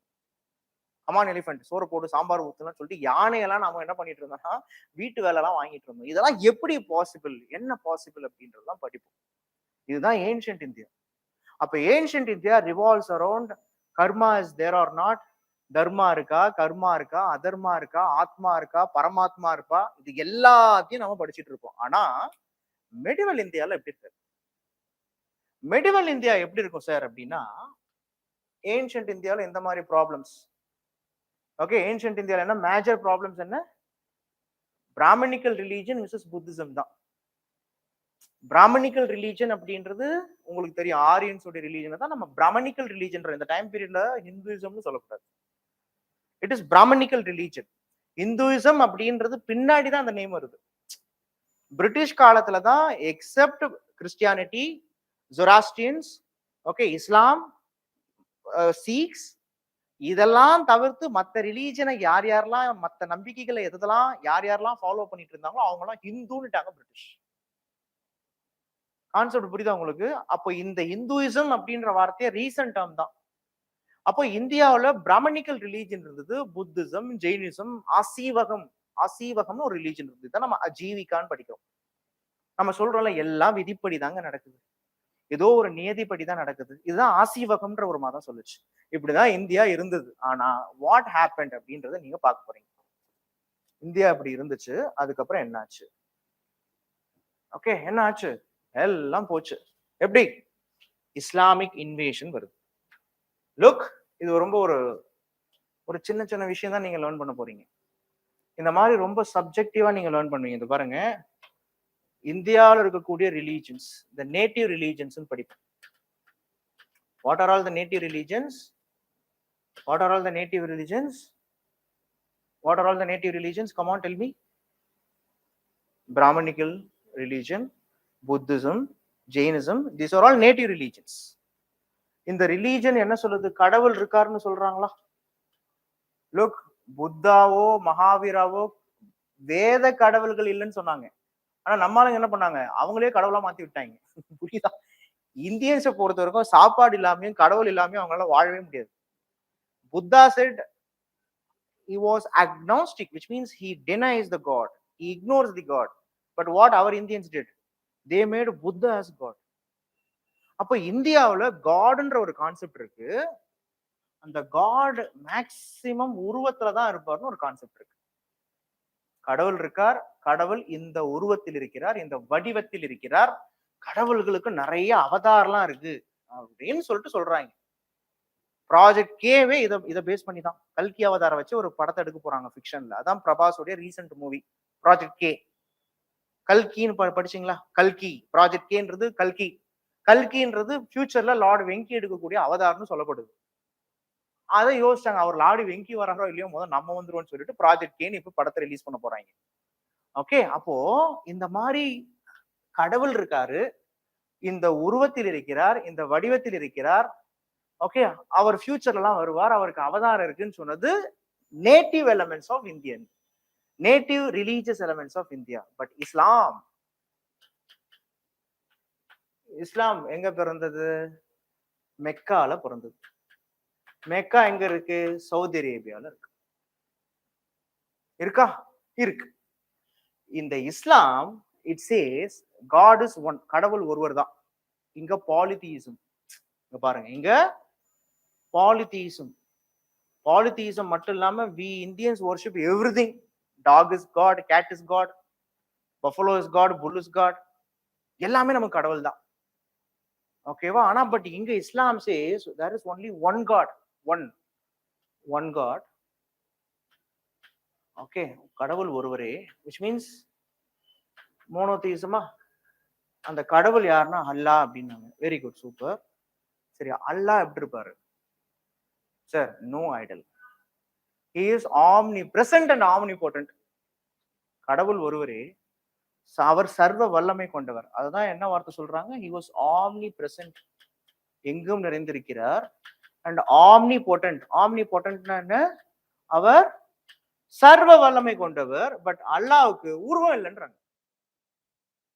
கடவுள் இருக்காரு, அவர் எங்கும் நிறைந்திருக்கிறார், அவர் தான் அல்லாஹ், ஆனா அவருக்கு உருவம் இல்லை. ஆனா இந்தியாவில் எப்படி அது? கடவுள் இருக்கார், அவர் வல்லமை கொண்டவர், எங்க இருக்கிறார்? ஓகே, பூனை உருவத்தில் இருக்கிறார், நாய் உருவத்தில் இருக்கிறார், எல்லா உருவத்திலும் இருக்கார். கடவுளுக்கு உருவம் கொடுத்து பாலிதீசம் கான்செப்ட் வந்தாச்சு. கடவுள் இருக்கிறாருப்பா, இந்த உருவத்துல இருக்கிறாரு, கடவுளுக்காக நான் உனக்காக பிரார்த்திக்கிறேன்னு ஒரு குரூப் இருக்கு. இதுதான் பிரீஸ்ட் குரூப், இது இந்தியாவில். பட் அங்க என்ன இருக்கு? கடவுள் இருக்காரு, ஆனா அவர் எங்கும் நிறைந்திருக்கிறார். அப்போ இது ஒரு ஐடியாலஜி, இது ஒரு ஐடியாலஜி. இப்பதான் ஐடியாலஜி கிளாஷ் வரும். இந்த இஸ்லாம் இருக்குல்ல, இந்த மதம் மெக்கா சவுதி அரேபியால பிறந்துச்சு. இஸ்லாம் இந்த மதம் வந்த போதே இந்த மதத்துல நிறைய ட்ரேடர்ஸ் பார்ட்டிசிபேட் பண்ணாங்க. இந்த மதத்துல நிறைய tribal peoples, warrior class tribal groups எல்லாம் இந்த மதத்துக்கு என்ரோல்மெண்ட் பண்ணிட்டாங்க. இஸ்லாத்தை மதத்தை மண்டையில ஏத்திக்கிட்டாங்க. எப்பவுமே ஒரு மனுஷனுக்கு மதம் மூலயமா மதம் முடிக்கூடாது. Religion emerged to regulate the people. Religion emerged to teach people how to reach God. It teach people how effectively a person should lead his life. இதுக்கு தான் மதமே வந்துச்சு. அதனாலதான் ரிலீஜனுக்கு என்ன மீனிங் கொடுக்குறாங்கன்னா, religion is nothing but, okay, religion அப்படின்னாலே deals with science of சவுல்ஸ்ன்றாங்க. ஆனா இங்க என்னாச்சு? மெடிவல் இந்தியாவில் என்னாச்சு சொல்லுங்க பார்க்கலாம். என்னாச்சு? சென்ட்ரல் ஏஷியாவில் இருக்கக்கூடிய, மிடில் ஈஸ்ட், வெஸ்ட் ஏஷியாவில் இருக்கக்கூடிய மக்கள்லாம் இஸ்லாத்துக்கு ஃபாலோ பண்ணாங்க, இஸ்லாத்துக்கு என்ரோல் ஆயிட்டாங்க. இஸ்லாத்துக்கு என்ரோல் ஆன உடனே அவங்க ட்ரேடர்ஸாகவும் இருந்தாங்க, வேரியர் கிளாஸ் பீப்புளாகவும் இருந்ததால ஒரு தேசத்துக்கு போகும் பொழுது அந்த இடத்துல அவங்களுடைய மதம் தான் இருக்கணும்னு நினைச்சாங்க. அவங்க மதம் ஃபாலோ பண்றது தப்பு கிடையாது. ஓகே, ஒவ்வொருத்தரும் விருப்பப்பட்டு அவங்களுடைய மதம் ஃபாலோ பண்ணணும்னு நினைக்கிறது தப்பே கிடையாது. ஆனா என் மதம் தான் பெரிய மதம், நீ ஏன் மதம் தான் ஃபாலோ பண்ணணும் அப்படின்னு கட்டாயப்படுத்துறது தப்பு. கட்டாயம்னா என்ன? Compulsory religious conversion is wrong here. Proselytisation of religion is wrong here. அப்ப என்ன ஆச்சு? இந்தியா அப்படின்ற ஒரு தேசம், இங்கதான் நம்ம அரசியல் ரீதியா பார்க்கிறோம். 7வது நூற்றாண்டுல தான் இஸ்லாம் பிறக்குது. ஆனா இஸ்லாம் இந்தியாக்குள்ளார வந்ததுக்கு ஒரு 3 பேர் காரணம். அவங்க 3 பேரும் உங்களுக்கு ரொம்ப ஃபெமிலியர், தெரியும். இவங்கெல்லாம் நீங்க உங்க ஸ்கூல் டேஸ்ல படிச்சிருக்கீங்க, ஆனா ஏன்றது உங்களுக்கு தெரியாது. முதல்ல இஸ்லாம் நல்லா புரிஞ்சுக்கோங்க, ட்ரேடர்ஸ் மூலயமா இந்தியாக்குள்ளார வருது. இஸ்லாம் பிறக்கிறதுக்கு முன்னாடியே அரேபியர்கள் இந்தியா கூட ட்ரேட் பண்ணாங்க. ஆனா அப்ப அவங்க இஸ்லாம்ன்ற மதத்துல கிடையாது. லாஜிக் புரியுதா? இஸ்லாம் பிறந்தது மெக்கா, சவுதி அரேபியா, அதனாலதான் அது அரேபியன் பெனின்சுலான்னு சொல்றோம். அரேபியர்கள் காலங்காலமா இந்தியா கூட ட்ரேட் பண்ணிட்டு தான் இருந்தாங்க. இஸ்லாம் கன்வெர்ட் ஆன பிறகு அரேபியன்ஸ் இந்தியா கூட ட்ரேட் பண்ணாங்க. இஸ்லாம் ஓகே அரசியல் ரீதியா இந்தியாக்குள்ளார வர்றதுக்கு முன்னாடியே religion wise and traders wise இந்தியாவுக்கு ஃபர்ஸ்ட் இஸ்லாம் வந்தாச்சு. அப்ப இஸ்லாம் நல்லா புரிஞ்சுக்கணும் நீங்க, இஸ்லாம் இந்தியாக்குள்ளார பொலிட்டிக்கலி வர்றதுக்கு யார் காரணம் அப்படின்னா ஒரு 3 பேர் காரணம். ஃபர்ஸ்ட் யாரு? 712 காமன் எரால அவருடைய பேரை முகமது பின் காசிம் அப்படின்னு சொல்றாங்க. இவர் தான் இந்தியாவை அட்டாக் பண்ண ஃபர்ஸ்ட் இஸ்லாமிக் ரூலர். இவர் இந்தியாவை அட்டாக் பண்ணிட்டு இவர் சிந்த் அப்படின்ற ரீஜனை அட்டாக் பண்ணார். இந்த ரீஜனை அட்டாக் பண்ணிட்டு இங்கதான் பாருங்க பிரச்சனை. சரி, வந்தாரு, அட்டாக் பண்ணார். அட்டாக் பண்ணது மட்டும் இல்லாம இந்த தேசத்தை கேப்சர் பண்ணிட்டு அங்க இருக்கக்கூடிய ஹிந்து மக்களை கொல்றாரு. அப்படி கொல்லும் போது உன்னுடைய உயிரை நீ காப்பாத்திக்கணுமா? ஓகே, உன் மதத்தை நீ ஃபாலோ பண்ணுமா? Okay, I will give you a chance, offer. ஆனா நீ என்ன பண்ண அப்படின்னா என்ன பண்ண, ஜஸியா அப்படின்ற டாக்ஸ பே பண்ணுன்ற கான்செப்ட் புரியுதா? ஒன்னும் உயிரை காப்பாத்திக்கிறதுக்கு நீ இஸ்லாத்துக்கு கன்வெர்ட் ஆகு, இல்லையா ஜஸியா நீ உன் மதத்தையே ஃபாலோ பண்ணணும்னு நினைக்கிறியா, ஜஸியா அப்படின்ற டாக்ஸ பே பண்ணு. What is the tax name? ஜஸியா. ஜஸியானா என்ன? Tax on non Muslims. அப்போ இப்படிதான் மதத்தின் ரீதியாக வரி வாங்கவும் ஆரம்பிச்சாங்க. புரியுதா உங்களுக்கு பாயிண்ட்? ஒருத்தருடைய சென்டிமெண்ட்டை யூஸ் பண்ணி என்ன பண்ண ஆரம்பிக்கிறாங்க, வரி வாங்க ஆரம்பிச்சாங்க. இந்தியாவுல வந்து அவ்வளவு குடிகாரர்கள் இருக்காங்க, ஆல்கஹாலிக் இருக்காங்க, ஓகேவா? ஆனா அரசு எப்பப்பெல்லாம் கஜானா காலி ஆகுதோ அப்பப்பெல்லாம் என்ன பண்ணுவாங்க, ஓகே, குடிமக்களை தான் சோதிப்பாங்க. காரணம் என்ன? அமைதியா 10 ரூபாய் 20 ரூபாய் ஏத்தி விட்டுருவான். அவங்களுக்கு தெரியும் இது இல்லாம அவங்களால வாழ முடியாதுன்னு சொல்லிட்டு. ஆனா கல்லா காட்டணும் அப்படின்றதுக்காக, வருமானம் பார்க்கணும் அப்படின்றதுக்காக சில விஷயங்கள்லாம் பண்ணுவாங்க. இது ஒருத்தருடைய சென்டிமெண்ட்டை, ஒருத்தவங்க ரொம்ப சென்டிமெண்டான ஒரு விஷயம். இப்ப ஏதோ ஒரு ஹீரோ படம் வந்திருக்கு, அவரை வந்து நீங்க கடவுளா நினைக்கிறீங்க, டிக்கெட்டு 250 ரூபாய் டிக்கெட்டை 2500 ரூபாய் சொல்றான். யோசிச்சு பாத்தீங்க, சரி ஒரு 10 நாள் பிரியாணி சாப்பிட்றத கட் பண்ணிடுவோம், தலைவனை போய் பார்ப்போம். இது மாதிரி எத்தனை பேர் இருக்காங்க? கான்செப்ட் புரியுதா? அப்போ இதுதான் என்ன அப்படின்னா இந்த இந்த வர்ஷிப் அப்படின்னு பேரு, ஹீரோ வர்ஷிப்னு பேரு ஆக்சுவலா. ஓகே, அப்போ இது பேரு சினிமா பேட்ரியாட்டிசம்னு பேரு. எப்படி? ஏன் 2500 ரூபாய் விற்கிறாங்க டிக்கெட்டு? உங்களுடைய சென்டிமெண்ட் என்னன்னு அவனுக்கு தெரியும் ஆக்சுவலா. எப்படியும் 5000 ரூபாய் வச்சா கூட கடன் வாங்கியாவது, ஓகே 3 பைசா வட்டிக்கு கடன் வாங்கியாவது நீ படத்துக்கு போய் படத்தை பார்த்து அவனை வாழ வைப்பன்னு தெரியும் அவனுக்கு. இதுதான் அப்ப நடந்துச்சு. ஜஸியா, ஜஸியான்றது என்ன? Tax on non Muslims. இவராவது பரவாயில்லைங்க. அடுத்தது ஒருத்தர் வந்தார் பாருங்க, யார் அவரு? ஓகே, இவரை தான் நாம முகமது பின் காசிம் அப்படின்னு சொல்றோம். இவர் என்ன பண்ணாரு? சாரி, முகமது பின் காசிம் இல்ல, முகமது கஜினி அப்படின்னு சொல்றோம். இவரை பத்தி நீங்க ரொம்ப வருஷம் படிச்சிருப்பீங்க. முகமது கஜினியால ஒரு டெரர் அப்படின்னு இருப்பீங்க. ஏன்னா இந்தியாவை 17 தடவை இவர் அட்டாக் பண்ணார். 17 தடவையும் இவர் ஜெயிச்சார் தான். ஆனா இவரை பத்தி இந்தியன் ஹிஸ்டரியில தப்பு தப்பா சொல்லியிருப்பாங்க. 16 தடவை கஷ்டப்பட்டு தோத்து போய் 17வது தடவை கஷ்டப்பட்டு ஜெயிச்சிட்டாருன்னு படிப்பீங்க. அப்படிலாம் கிடையாது. 17 தடவையும் இவர் ஜெயிச்சிட்டார். 17 தடவையும் இவர்கிட்ட தோத்து போனது இந்தியன் ரூலர்ஸ் தான். அதுல 17வது தடவை குஜராத்ல இருக்கக்கூடிய சோமநாதர் கோவில்னு சொல்லக்கூடிய சோம்நாத் டெம்பிள் அட்டாக் பண்ணி, ஓகே, அங்க இருக்கக்கூடிய மக்களை கொன்னு அந்த உருவத்தை என்ன, இவரு ஒரு இடத்த போனா அங்க கொள்ளடிப்பார். he was basically a dacoit, a plunderer, கொள்ளக்காரன். ஆனா கொள்ளடிச்சுட்டு மட்டும் போக மாட்டான், காசு பணத்தையும் கொள்ளடிச்சுட்டு போனா பரவாயில்ல. என்ன ஆச்சுங்க? What happened here? அங்க இருக்கக்கூடிய கோவில்களை, அது இந்து கோவிலா இருந்தாலும் சரி, புத்திஸ்ட் ஸ்ட்ரைன்ஸா இருந்தாலும் சரி, சைத்யா, விஹாரா, அவருடைய மார்க்கத்தை தவிர்த்து மற்றது எது இருந்தாலும் அதை உடைக்கிறது, இடிக்கிறது தான் அவருடைய எஜெண்டாவா வச்சிருந்தார். காரணம், அதை புனித போர்னு வேற சொல்லிட்டு இருந்தார். இதுதான் ஜிஹாத் அப்படின்னு யூஸ் பண்றாங்க. அப்ப இந்த மாதிரியான வார்த்தைகள் இப்ப கேள்விப்படுறீங்கல்ல, ஜிஹாத்னா, ஓஹோ ஜிஹாத் இங்க இருக்கா? இந்த நேம் ஆஃப் காட், லிசன், அல்லாஹ் அப்படிலாம் சொல்லவே கிடையாது. இந்த நேம் ஆஃப் காட், கடவுளின் பெயரால், ஓகே, இறைவன் ஒருவன், எல்லாமும் அல்லாஹ்வுடைய ஆட்சியா இருக்கணும்னு இறைவனுடைய பேரை வச்சுட்டு இவங்களுடைய பொலிட்டிக்கல் இன்ட்ரெஸ்ட்டுக்கு என்ன பண்ணிக்கிறாங்க? ரிலீஜனை யூஸ் பண்ணிக்கிறாங்க. இங்கதான் ப்ராப்ளத்தை நீங்க படிக்கிறீங்க. இந்தியாவுல இந்து முஸ்லிம் பிரச்சனை ஆரம்பிக்கிறது காரணம் இங்கதான். எப்படி ஆரம்பிக்குதுன்னா, இந்த டைம் பீரியட்ல இந்தியாவை ரூல் பண்ற ரூலர்ஸ்லாம் நார்த் இந்தியாவுல ராஜபுத்திரர்கள். ராஜ்புட்ஸ், ராஜ்புட்ஸ் நம்ம படிப்போம், அவங்கள நம்ம ராஜபுத்திரர்கள் அப்படின்னு படிப்போம். இந்த ராஜ்புட்ஸ் அப்படின்றவங்க ஹிந்துஸ். இவங்க ஒரு வேரியர் கிளாஸ் கம்யூனிட்டி. இஸ்லாம் ஃபாலோ பண்றவங்க ஒரு warrior class community.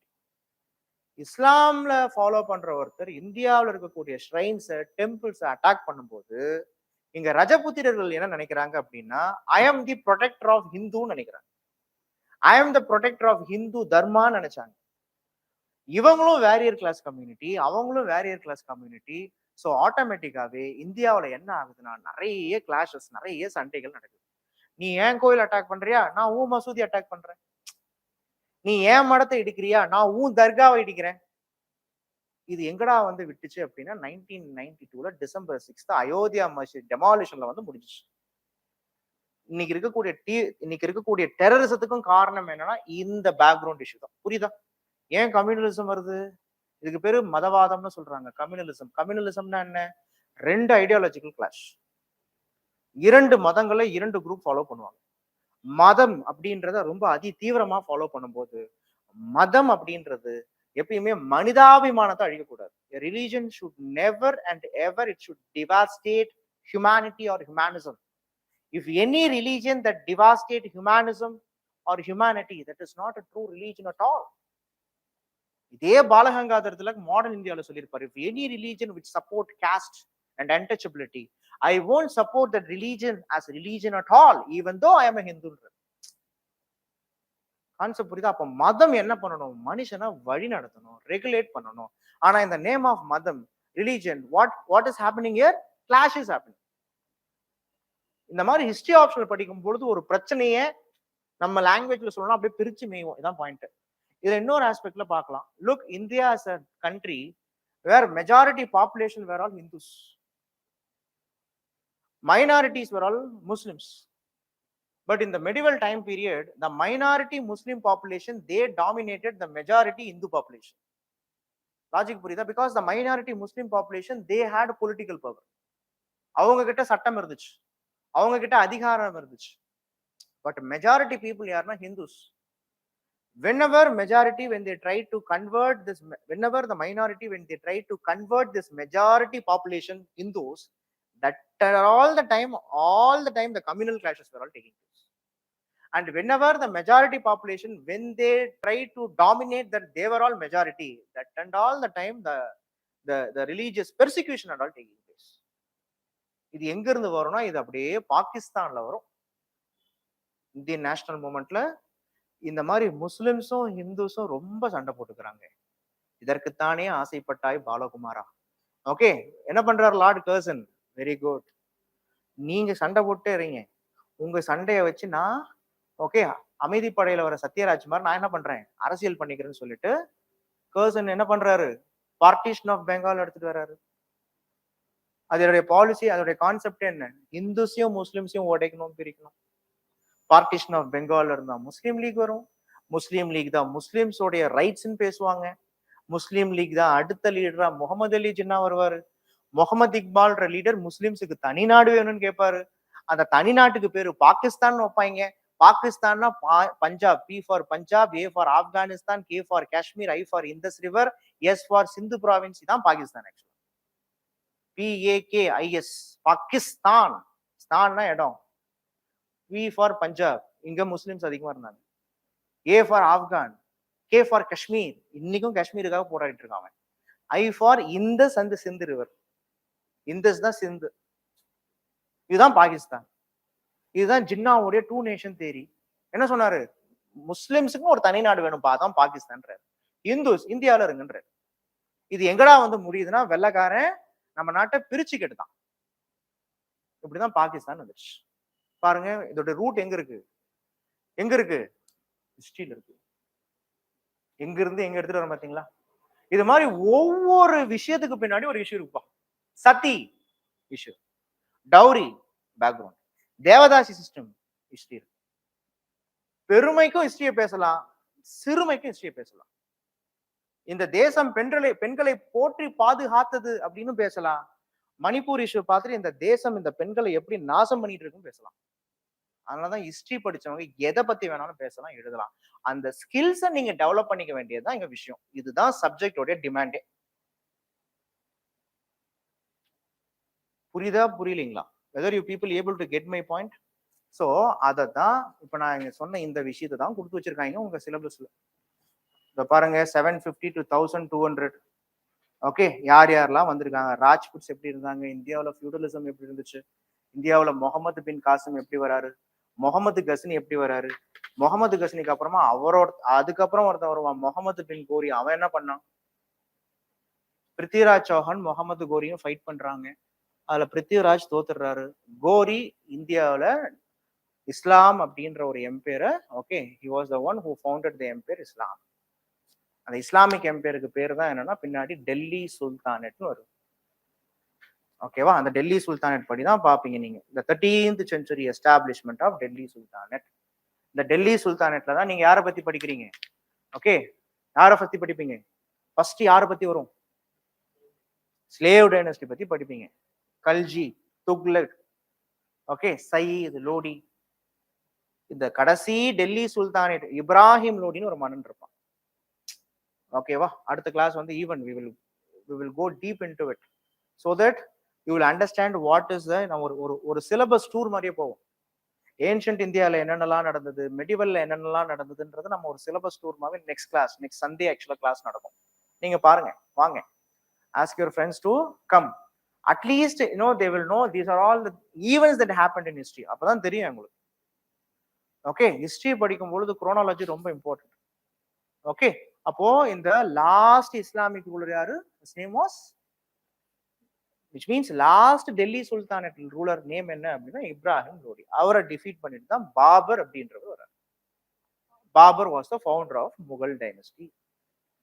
So Babur பாருங்க, நார்த் இந்தியாவில் இந்த மாதிரியான டெல்லி சுல்தானேட், பாபர், அக்பர், ஹுமாயூன், ஜஹாங்கீர், ஷாஜஹான், அவுரங்கசீப் போன்ற மன்னர்கள்லாம் இருக்கும் பொழுது சவுத் இந்தியாவில் இருந்த மன்னர்கள் யாருன்னா இவங்க தான் சோலாஸ் அண்ட் விஜயநகர் ரூலர்ஸ். இது வரைக்கும் மெடிவல் இந்தியா. மெடிவல் இந்தியாவுக்கு நெக்ஸ்ட் என்னன்னா மாடர்ன் இந்தியா. மாடர்ன் இந்தியாவில தான் நீங்க என்ன படிப்பீங்கன்னா advent of the Europeans. First topic ஆரம்பிக்கும். என்னது? Advent of Europeans. Okay, modern எடுத்துக்கிட்டீங்கன்னா அட்வென்ட் ஆஃப் யூரோப்பியன்ஸ். இந்த அட்வென்ட் ஆஃப் யூரோப்பியன்ஸ் டாபிக்ல என்ன படிப்பீங்க? How the Europeans like Portugal, after Portugal the Dutch, the English, after English the Danish, டேனிஷுக்கு அப்புறமா French, இவங்கெல்லாம் இந்தியாவுக்கு எப்படி வந்தாங்கன்னு படிப்பீங்க. இதுல the English and French dominated in the 18th century. 18வது நூற்றாண்டுல இருந்து மாடர்ன் இந்தியா ஸ்டார்ட் ஆகுது. 18th செஞ்சுரியில என்ன ஆச்சு? பிரிட்டிஷுக்கும் பிரான்ஸுக்கும் ப்ராப்ளம். என்ன ப்ராப்ளம்? நீ இந்தியாவை டாமினேட் பண்றியா இல்ல நான் இந்தியாவை டாமினேட் பண்றேனா? இந்த பிரச்சனை முதல்ல எங்க வருது? கர்நாடிக் வார்ல வருது. கர்நாடிக் வார் பத்தி படிக்கிறீங்க. கர்நாடிக் வார் மூலமா பிரெஞ்சை டிஃபீட் பண்ணாங்க பிரிட்டிஷ். தான் எதிரியை தூக்கிட்டாங்க. கர்நாடிக் வார்ல யார் ஜெயிக்கிறா? பிரிட்டிஷ் தான் ஜெயிச்சான். இது எப்ப நடந்தது? Mid of the 18th century, 18வது நூற்றாண்டுடைய நடுப்பகுதியில். இந்த வருஷம் பிரிட்டிஷுக்கு ரொம்ப, அதாவது குரு பிரிட்டிஷை பார்த்துட்டாருன்னு நினைக்கிறேன் ஆக்சுவலா. ஓகே, என்னன்னா எங்க பார்த்தாலும் வெற்றி தான். நெக்ஸ்ட் பேட்டில் ஆஃப் பிளாசி ஜெயிச்சிட்டாங்க 1757. அதுக்கப்புறம் பேட்டில் ஆஃப் பக்சர், அதுலயும் ஜெயிச்சிட்டாங்க 1764. இதெல்லாம் இவங்க ஆடி ஜெயிச்சாங்க. which means what? They engaged in a fight and they won. ஆடாமே ஜெயிச்சவங்கடான்னு நம்ம ஒரு பாட்டு வருதுல்ல, அது மாதிரி சண்டை போடாமே பிரிட்டிஷ் ஜெயிச்சது என்னன்னா இதுதான் தேர்ட் பேட்டில் ஆஃப் பானிபட்னு வாங்க. 3ஆம் பானிபட் போர். இதுல பிரிட்டிஷ்லாம் எங்கேஜே ஆகல, ஆனா அது நான் நடத்தும் போது சொல்றேன். ஆக்சுவலா சூப்பரா இருக்கும். 3வது பானிபட் போர் அப்படின்றது டெல்லியை யார் ஆளணும்ன்றது தீர்மானிக்கும், டெல்லியை யார் ஆளக்கூடாதுன்றது தீர்மானிக்கும். அதாவது உங்கள்கிட்ட ஒரு இங்கிலீஷ்ல ஒரு அழகான ஒரு ஸ்டேட்மெண்ட் இருக்கு. The first two battle of Panipat decided who to rule Delhi. The third battle of Panipat decided who not to rule Delhi-ன்றாங்க. The first two battle of Panipat decided who to rule Delhi. The third battle of Panipat decided who not to rule Delhi. ஏன்னா third battle of Panipat நடந்தது யார் யாருக்கு? இங்க இருக்கக்கூடிய மராத்தியர்களுக்கும் அகமது ஷா அப்தலின்னு சொல்லக்கூடிய ஒரு foreign Persian ரூலருக்கும். அந்த ஆள் தான் ஜெயிச்சார். ஜெயிச்சவர் அமைதியா வந்து இந்த தேசத்தை ஆண்டு இருக்கணுமா? ஆள் இல்ல, கொள்ளடிச்சுட்டு போயிட்டார். மராத்தாஸ் ஜெயிச்சிருந்தா அவங்களாவது ரூல் பண்ணிருக்கலாம், அவங்க தோத்துட்டாங்க. முகலாயர்களும் ஸ்ட்ராங் கிடையாது, இந்தியாவில் இருக்கக்கூடிய எந்த பிராந்திய மன்னர்களும் ஸ்ட்ராங் கிடையாது. அப்போ எல்லா இடத்துலயுமே வீக் ரூலர்ஸ். அப்போ இந்த இடத்துலலாம் ஸ்கோர் பண்ணது யார் சார்னா பிரிட்டிஷ். அதனாலதான் சொல்றாங்க the first two battle of Panipat decided who to rule Delhi. The third battle of Panipat decided who not to rule Delhi, because after the third battle of Panipat, seriously there was a political vacuum. British effectively used this political vacuum. and they now started to dominate in the Indian political scene by Battle of Plassey and Buxar. இதுக்கப்புறம் British அப்படியே லைனா இந்தியாவை அடிச்சுக்கிட்டே வருவான். எப்படி அடிக்கிறான்? மைசூர் வார். திப்பு சுல்தான் ஹைதர் அலியை போய் அட்டாக் பண்றது. திப்பு சுல்தான் ஹைதர் அலி தான் பிரிட்டிஷுக்கு ஒரு சீரியஸாவே 40 வருஷம் பகது. பேட்டில் ஆஃப் பிளாசி, பக்சர், கர்நாடிக் வார் மூலயமா பிரிட்டிஷால என்ன பண்ண முடியல அப்படின்னா ஜஸ்ட் லைக் தட் ஜெயிக்க முடியல. Tipu and Hyder 40 years they deterred British. 40 வருஷம் போராட்டம். ஆனா ஃபைனலா திப்பு சுல்தானையும் கொண்டுட்டாங்க. சோ இதுதான் மைசூர் வார்னு படிக்கணும். மைசூர் வார்ல பிரிட்டிஷுக்கு சவுத் இந்தியா வந்துருச்சு. மைசூர் அடுத்தது மராத்தா வார். இந்த மராத்தா வார் மூலயமா பிரிட்டிஷ் சென்ட்ரல் இந்தியாவையும் வெஸ்ட் இந்தியாவையும் கண்ட்ரோல்ல எடுத்துட்டு வந்துட்டாங்க. மைசூர் வார் மூலயமா மெட்ராஸ் பிரசிடென்சி வந்துருச்சு. மராத்தா வார் மூலயமா பாம்பே பிரசிடென்சி வந்துருச்சு. Battle of Plassey and Buxar மூலயமா பெங்கால் பிரசிடென்சி வந்துருச்சு. இந்தியாவுடைய 3 ப்ராஸ்பரஸ் ரீஜனையும் பிரிட்டிஷ் பிடிச்சிட்டான். அதுக்கப்புறம் இந்த doctrine of lapse, subsidiary alliance, இந்த மாதிரியான பாலிசி மூலயமா இந்தியாவில் இருக்கக்கூடிய குறுநில மன்னர்களாம் ஒழிச்சு கட்டினான். Permanent land tenure system, ryotwari சிஸ்டம்னு சொல்லிட்டு இந்தியாவில் இருக்கக்கூடிய ஜமீன்தாரிகள், அதாவது பண்ணையாருங்க, மினி பண்ணையாருங்களாம் ஒழிச்சு கட்டிட்டான். இன்ட்ரடக்ஷன் ஆஃப் கேஷ் கிராப்ஸ், இந்த மாதிரி இண்டிகோவை கல்டிவேட் பண்ணுங்க, காட்டனை கல்டிவேட் பண்ணுங்கன்னு சொல்லி இங்க இருக்கக்கூடிய அக்ரிகல்ச்சரை ஒழிச்சு கட்டிட்டான். அக்ரிகல்ச்சருக்கு நிறைய இன்வெஸ்டும் பண்றது கிடையாது. இங்க இருக்கக்கூடிய மக்கள் கிட்ட ஒரு வரம்புக்கும் மீறி அதிகமா வருவாயை வாங்கணும். இங்க இருக்கக்கூடிய மேனுஃபேக்சரிங் இண்டஸ்ட்ரீஸையே ஒழிச்சு கட்டிட்டான். பிரைமரி செக்டர், செகண்டரி செக்டர்லாம் கம்ப்ளீட்டா அவுட். அவருடைய இண்டஸ்ட்ரியல் ரெவல்யூஷனுக்கு என்னென்னலாம் தேவையோ அதை கல்டிவேட் பண்ணக்கூடிய இடமா இந்தியாவை யூஸ் பண்ணிக்கிட்டாங்க. So imperialism is also came, colonialism also came. And நாட்டில் தான் இருக்கிறவனை பிரச்சனை பண்றான்னு பார்த்தா காட்டில் இருக்கிறவனையும் விடுறது கிடையாது. ட்ரைபலையும் என்ன பண்றான்னா ட்ரைபல்ஸையும் அவங்களுடைய கல்ச்சரை, அவங்களுடைய சோசியல் சிஸ்டத்தையும் ஒழிச்சு கட்டிட்டாங்க. இந்த மாதிரி இந்தியாவில் இருக்கக்கூடிய raja, zamindar, tenants, peasants, artisan, craftsmen, agriculturist, ட்ரைப்ஸ்னு இந்தியாவில் இருக்கக்கூடிய ஒட்டுமொத்த சமூகத்தில் இருக்கக்கூடிய மற்ற மக்களுக்கும் பிரிட்டிஷோடைய ஆட்சி ஒரு இருண்ட காலமா இருந்துச்சு. இதுதான் எரா ஆஃப் டார்க்னஸ். 19வது நூற்றாண்டு பிரிட்டிஷ் இந்தியாவை எந்த அளவுக்கு எக்ஸ்ப்ளாய்ட் பண்ண முடியுமோ அந்த அளவுக்கு எக்ஸ்ப்ளாய்ட் பண்ணாங்க. த கிரேட் சிவிலைசேஷன், சாதாரண இதெல்லாம் கிடையாது. The great civilisation, that too by this time period and all, it is not the British government that rules India. There was a private company which was given the support by the British government, they rules.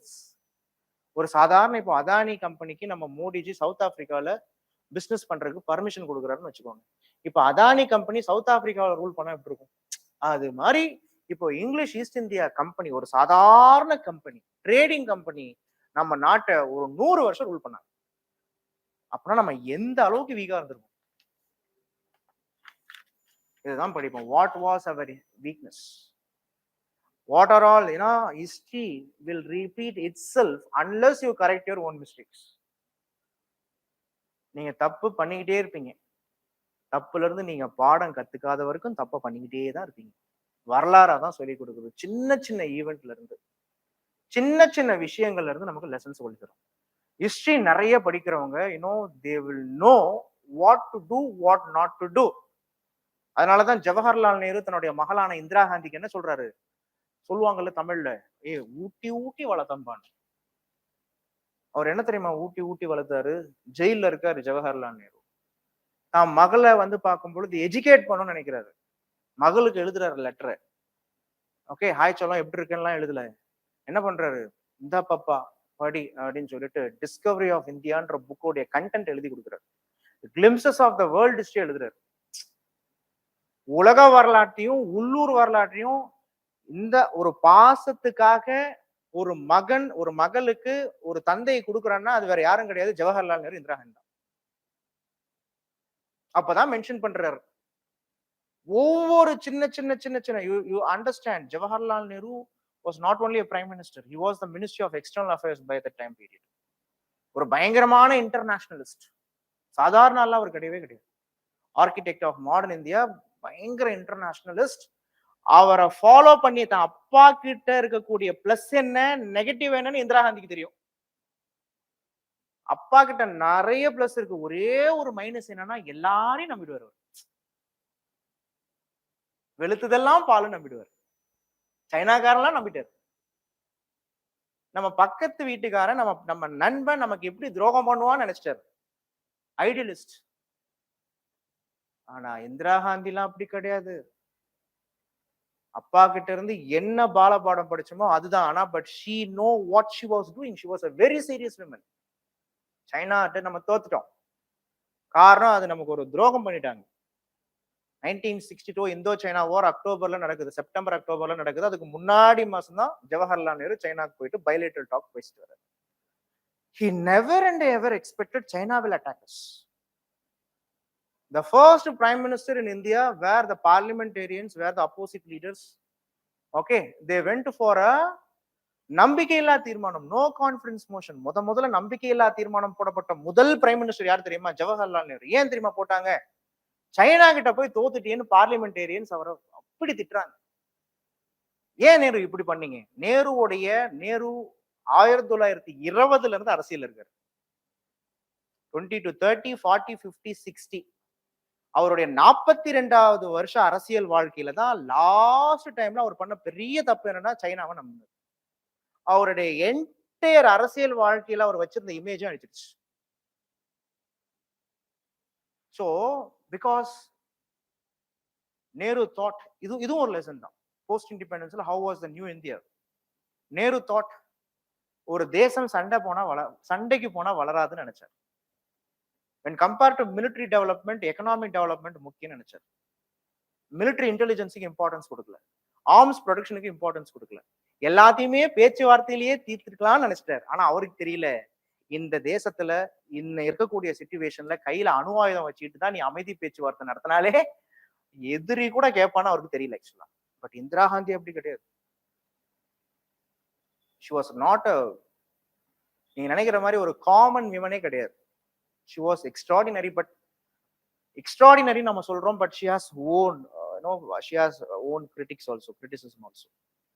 Okay, Indira Gandhi அப்படின்னும் பொழுது 1971ல Bangladesh liberation வார்ல okay நேருவுடைய பொண்ணா இருந்தாலும் okay நான் அப்படியே complete copy இல்லைன்னு, she is having her own charismatic character. அந்த மாதிரியான பர்சனாலிட்டிஸ்லாம் படிக்கும் பொழுது வேற லெவல்ல இருக்கும் ஆக்சுவலா ஹிஸ்டரி. அதுக்கப்புறம் தான் இந்தியாவோட இன்டெலிஜென்ஸ் டெவலப் ஆகுது. ஒன்லி ஆஃப்டர் 1962 வார் ஒன்லி அப்பதான் பிஎஸ்எஃப்னு பார்டர் செக்யூரிட்டி ஃபோர்ஸ் வருது, பாராமிலிட்டரி ஃபோர்ஸ். அப்பதான் நம்ம ரிசர்ச் அண்ட் அனாலிசிஸ் விங் போறோம். அப்பையில இருந்தா வந்து பார்க்கும்பொழுது நம்மளுடைய ஃபாரின் பாலிசிலையும் சரி அண்ட் ஆல்சோ நம்மளுடைய மிலிட்ரி பாலிசிலையும் சரி நம்ம நிறைய சேஞ்சஸ் எடுத்துட்டு வந்தோம். இந்த மாதிரி wherever you study history.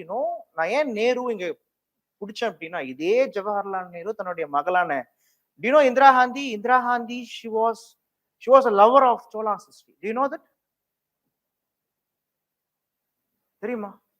Indira Gandhi ஒரு பாயிண்ட் ஆஃப் டைம்ல தஞ்சாவூர்ல நான் நிக்க போறேன்றாங்க.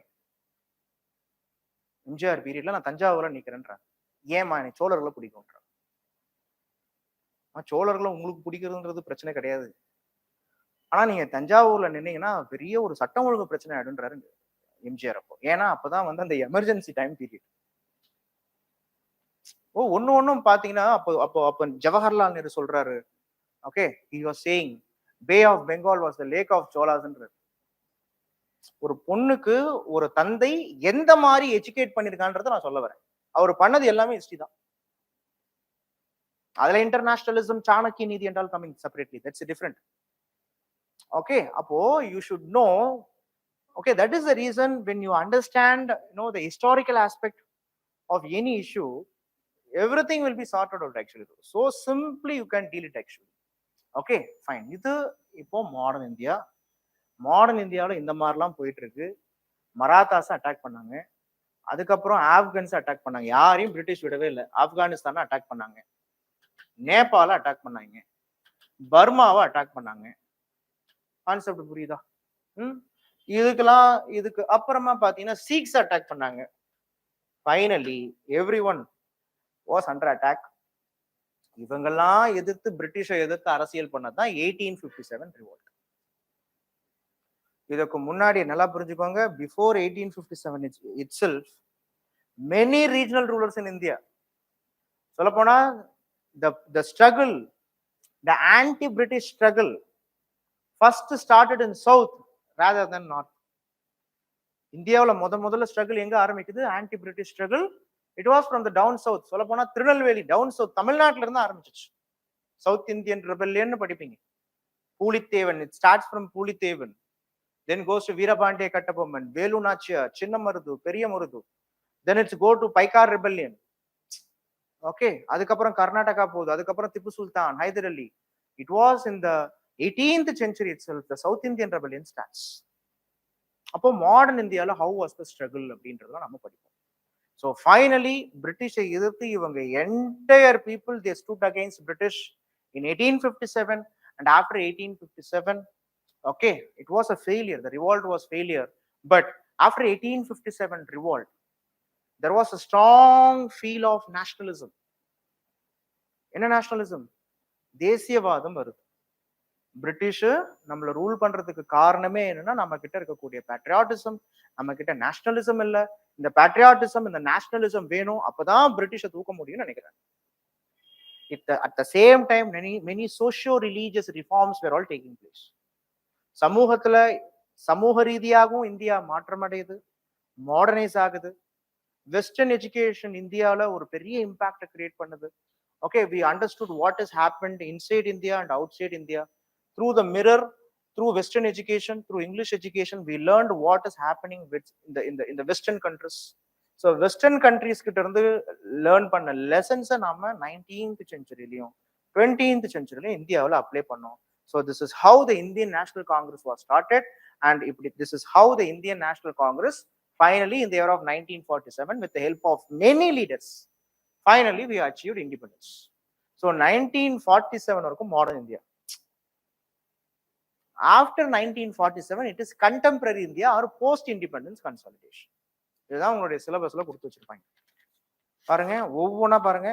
பேப்பர் 2 வருதா? European penetration, British expansion, early structure of British Raj, early structure of British Raj, economic impact of British rule. This is what I said. What is economic impact? Our agriculture, arts and culture, manufacturing, artisans and craftsmen, tribal culture, peasants culture, every culture was gone. அப்போ British உடைய rule என்ன impact? அப்ப என்ன விதமான socio cultural டெவலப்மெண்ட்லாம் நடந்துச்சு? எப்படி education, modern education வந்தது? And how the socio religious movements responsible for creating nationalism தான் next. And India's response to British rule. India's response என்ன? This is revolt. Many peasants and tribal revolt, how and all it will taking place. அதுல இருக்கக்கூடிய topic உடைய minor sub topics கூட உங்களுக்கு நான் கொடுத்துருப்பேன். இதெல்லாம் வந்து சிலபஸ்ல இருக்கு. இந்த சிலபஸ்ல இருக்கிறத நீங்க கம்பல்சரி வந்து பார்க்கும்போது படிச்சாகணும். இதுதான் நம்ம கிளாஸ்லயும் நடத்துவோம். நெக்ஸ்ட் கிளாஸ்ல பாத்தீங்கன்னா உங்களுக்கு ஓகே ப்ரீவியஸ் இயர் கொஸ்டின் பேப்பர்ல இருந்து எப்படி ஆன்சரை டிரைவ் பண்ணணும்னு சொல்ல போறோம். உங்களுக்கு கொஸ்டின் பேப்பர் எல்லாமே நெக்ஸ்ட் கிளாஸ் வரும்பொழுது நீங்க எடுத்துட்டு வாங்க. ஏன்னா ஃபுல்லா லாஸ்ட் 2013ல இருந்து 2022 வரைக்குமான கொஸ்டின் பேப்பர் உங்களுக்கு பின்னாடி கொடுத்துருக்கேன். ஸோ பேப்பர் 1, பேப்பர் 2 தனித்தனியா கொடுத்துருக்கேன். அதனால நீங்க தனியா போய் நெட்ல எல்லாம் போய் ரிசர்ச் பண்ணிட்டு இருக்கணும்னு அவசியம் கிடையாது. கொஸ்டின் பேப்பர் இருக்கு. அடுத்த கிளாஸுக்கு வாங்க, எப்படி ஹிஸ்டரி ஆன்சர் ரைட்டிங் பண்றது நான் சொல்லித்தரேன். ஓகேவா? ஸோ உங்களுக்கு சின்ன சின்ன சின்ன சின்ன மைனர் கரெக்ஷன்ஸ்ல இருந்து ஆன்சர் ரைட்டிங் எப்படி பண்ணணும், முக்கியமா என்சிஆர்டிஸை எப்படி கவர் பண்ணணும், பேசிக்ஸ்ல இருந்து ஆரம்பிக்கும். ஹவு டு கவர் என்சிஆர்டிஸ், என்சிஆர்டிஸ்க்கு அப்புறமா ரெஃபரன்ஸ் புக் எப்படி போகணும்.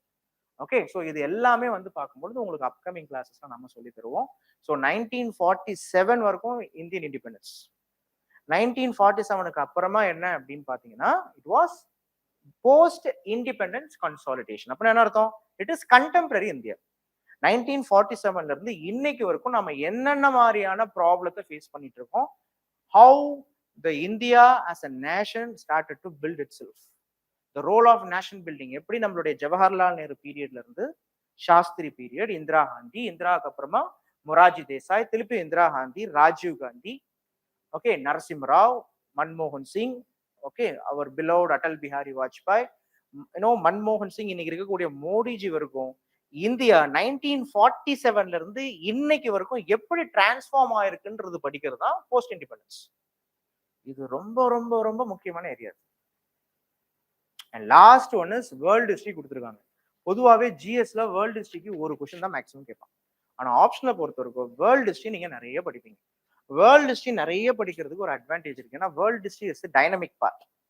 வேர்ல்டு ஹிஸ்டரியில எங்க இருந்து ஆரம்பிக்கும் நீங்க சிலபஸ் எடுத்துக்கிட்டீங்கன்னா போய் ஸ்ட்ரெயிட்டா 18th செஞ்சுரிக்கு போயிடுவாங்க. பாருங்க, you take world history, enlightenment and modern ideas ஒரு டாபிக் வந்துடும். Okay, enlightenment and modern India. Look, this particular topic starts from 18th century, 18வது நூற்றாண்டுல இருந்து படிப்பீங்க. Okay, enlightenment and modern ideas. அதுக்கப்புறம் மாடர்ன் பாலிடிக்ஸ். மாடர்ன் பாலிடிக்ஸ்னா என்ன? யூரோப் எடுத்துக்கிட்டீங்கன்னா before 18th century it was stagnant, but due to the impact of renaissance and this modern ideas Europe started to develop. ஒரு super பவரா கொஞ்சம் கொஞ்சமா develop ஆச்சு. லிபரலிசத்துக்கு அதிகமான இம்பார்ட்டன்ஸ் கொடுத்தாங்க. ஓகே, டெமோக்ராட்டிக் வேல்யூஸ்க்கு அதிகமான இம்பார்ட்டன்ஸ் கொடுத்தாங்க. இதை எப்படி கொடுத்தாங்க அப்படின்றது தான் நம்ம நிறைய ரெவல்யூஷன்ஸ் மூலியமா பார்ப்போம். American revolution, French revolution, industrial revolution, இந்த மாதிரி நிறைய ரெவல்யூஷன்ஸ் மூலியமா யூரோப்ல எப்படி மாடர்ன் ஸ்டேட் டெவலப் ஆச்சுன்னு பார்ப்போம். And next nation state system. இப்படி யூரோப் 18th செஞ்சுரியில இருந்து டெவலப் ஆகும்போது 19th செஞ்சுரியில யூரோப் எப்படி கொஞ்சம் கொஞ்சம் கொஞ்சம் கொஞ்சமா யூரோப்ல நேஷனலிஸ்டிக் ஃபீல் வந்ததுன்னு படிப்போம். எக்ஸாம்பிள், பிரெஞ்சு ரெவல்யூஷன் எடுத்துக்கோங்க. சுதந்திரம், சம உரிமை, சகோதரத்துவம்னு படிச்சிருக்கோம். Liberty, equality, fraternity. அந்த லிபர்ட்டி, ஈக்வாலிட்டி, ஃப்ராட்டர்னிட்டி 19th செஞ்சுரியில எந்த விதமான இம்பாக்ட் ஏற்படுத்துச்சுன்னு படிப்போம். இதுதான் நம்ம unification of Italy, unification of ஜெர்மனிலாம் படிப்போம். அப்ப யூரோப்ல பாருங்க, ஒரு ஸ்டாக்னன்ட் எக்கானமி டைனமிக் எக்கானமியா மாறி போச்சு. ஒரு அக்ரிகல்ச்சரல் கண்ட்ரி இண்டஸ்ட்ரியலைஸ்டு கண்ட்ரியா மாறி போச்சு. அப்போ போட்டி, பொறாமை, வளர்ச்சி வருது. யூரோப்ல எடுத்துக்கிட்டீங்கன்னா 19வது நூற்றாண்டுல கேபிட்டலிசம் டாமினன்ட், சோசியலிசமும் வளருது. அங்க இருக்கக்கூடிய புது climate, political climate, it has given a lead for competition. Imperialism, colonialism வந்துடுச்சு. அதனால வேர்ல்டு வார் வந்துடுச்சு. So world war 1, world war 2. So world war 1 என்னாச்சு, வேர்ல்டு வார் 2 என்னாச்சு? அப்போ 1914ல இருந்து 1945 வரைக்கும் இந்த உலகத்துல என்னென்ன மாதிரியான ஐடியாலஜிலாம் இருந்துச்சுன்னு படிப்போம். கம்யூனிசம்னா என்ன, சோசியலிசம்னா என்ன, இம்பீரியலிசம்னா என்ன, ஓகே, முக்கியமா உங்களுக்கு லிபரலிசம்னா என்ன, லேசஸ் ஃபேர் பாலிசினா என்ன, ஃபாசிசம்னா என்ன, நாசிசம்னா என்ன, ஹிட்லர் யாரு, முசோலினி யாரு, ஜப்பான்காரனுங்க ஏன் திடீர்னு அப்படி ஆனாங்க, இதெல்லாம் நம்ம படிப்போம். ரஷ்யன் ரெவல்யூஷனை பத்தி படிப்போம். இது எல்லாமே இன்னைக்கு பிராக்டிக்கலா இருக்கும். இன்னைக்கு நீங்க மாடர்ன் வேர்ல்டை பத்தி புரிஞ்சுக்கணும்னா நீங்க இதெல்லாம் கண்டிப்பா புரிஞ்சுக்கணும். ஓகேவா? நம்ம இன்னைக்கு சொல்றோம்ல, குளோபலைசேஷன் போய் இன்னைக்கு நியோ குளோபலைசேஷன் வந்துருச்சு. கொலோனியலிசம் போய் நியோ கொலோனியலிசம். இந்த டேர்ம்ஸ் எல்லாம் புரிஞ்சாதான், இந்த டேர்ம்ஸ் எல்லாம் உங்களுக்கு என்னன்னு தெரிஞ்சாதான் answer more or less. UPSC optional is not about how much you know, it is about how much you write, how much you practice. மனசுல இருந்தாதான் அது எழுத்தா வரும், பேச்சா வரும். அப்போ கிளாஸஸ்ல என்ன பண்ணுவோம் அப்படின்னா, இது முக்கியமான இந்த கீ டேர்ம்ஸ், இந்த ஃபேக்ட்ஸ் எல்லாம் ஓகே உங்களுக்கு ஒரு எக்ஸ்பிளனேஷன் கொடுத்துருவாங்க. You are free to create your own definition and explanation. But சில இடத்துல இன்பில்ட் எக்ஸ்பிளனேஷன் இருக்கும். கொலோனியலிசம்னா இதான் இருக்கும். இந்த மாதிரியான சில பேசிக் டேர்ம்ஸ் என்ன பண்ணுவாங்கன்னா உங்களுக்கு மெட்டீரியல்ஸாகவும் கொடுத்துருவோம். கிளாஸ்ல நடத்தும் போது அதை நம்ம டீச் பண்ணுவோம். மோர் ஆர்லெஸ் என்னுடைய கிளாஸ் எப்படி இருக்குன்னா, மேக்சிமம் நான் எழுதி தான் நடத்துவேன். ஓகே, மேக்சிமம் இப்போ இந்த அப்ரோச் தான் நடத்துவேன். I will teach and I will write. Okay, and then I will, என்னால சில விஷயத்த டீச் பண்ண முடியாத சில ஏரியாவை, அதாவது கிளாஸ்ல டீச் பண்ணாலும் நோட்ஸ் வந்து உங்களுக்கு தனியா வந்துடும். ஸோ அதனால இந்த மாதிரியான மைனர் சப்போர்ட்ஸ், எல்லாம் மேஜர் அண்ட் மைனர் சப்போர்ட்ஸ், சின்ன சின்ன டீடைல்டு சப்போர்ட்ஸ் கூட உங்களுக்கு வந்துடும். அண்ட் ஃபைனலா நீங்க எடுத்துக்கிட்டீங்கன்னா வேர்ல்டு வார் 1, வேர்ல்டு வார் முடிஞ்சு அதுக்கப்புறம் okay disintegration of Soviet Union வரும் படிப்பீங்க. World war 1, world war 2. World war 1 and 2 முடிஞ்ச பிறகு இந்தியா இண்டிபெண்டன்ஸ் ஆயிடுச்சு. யுனைடெட் நேஷன் ஆர்கனைசேஷன்ஸ்லாம் வருது. ஸோ கோல்டு வார் வந்துச்சு. எப்படி வந்து பாத்தீங்கன்னா USA டாமினேட் ஆச்சு, எப்படி ஓகே USSR உடஞ்சது, இதெல்லாம் உங்களுடைய சிலபஸ். அதாவது 1991 வரைக்கும் உங்களுடைய சிலபஸ்ல கொடுத்துருக்காங்க. இன்னைக்கு இது லேட்டஸ்ட் சிலபஸ் எடுத்துக்கிட்டீங்கன்னா ரைஸ் ஆஃப் USA வரைக்கும் 2003 வரைக்கும் கொடுத்துருக்காங்க. ஸோ 2003 வரைக்கும், 2003க்கு அப்புறமா நீங்க கரண்ட் அஃபேர்ஸ் படிச்சீங்கன்னா அதான் இன்னைக்கு நடந்தது. 2003 வரைக்கும் ஏன் கொடுத்துருக்காங்கன்னா அதுதான் அமெரிக்காவுடைய எண்ட், விச் மீன்ஸ் 2003 வரைக்கும் US உடைய டாமினன்ஸ் இருக்கும். 2003க்கு மேல it is the rise of multipolar world. Look, 1945 World War முடிஞ்ச உடனே the rise of bipolar world. USA, USSR. 1945 to 1991 it was bipolar only. 1991 to 2003 it was the rise of unipolar world. Unipolarனா America மட்டும்தான், அவன் வச்சதுதான் சட்டம்.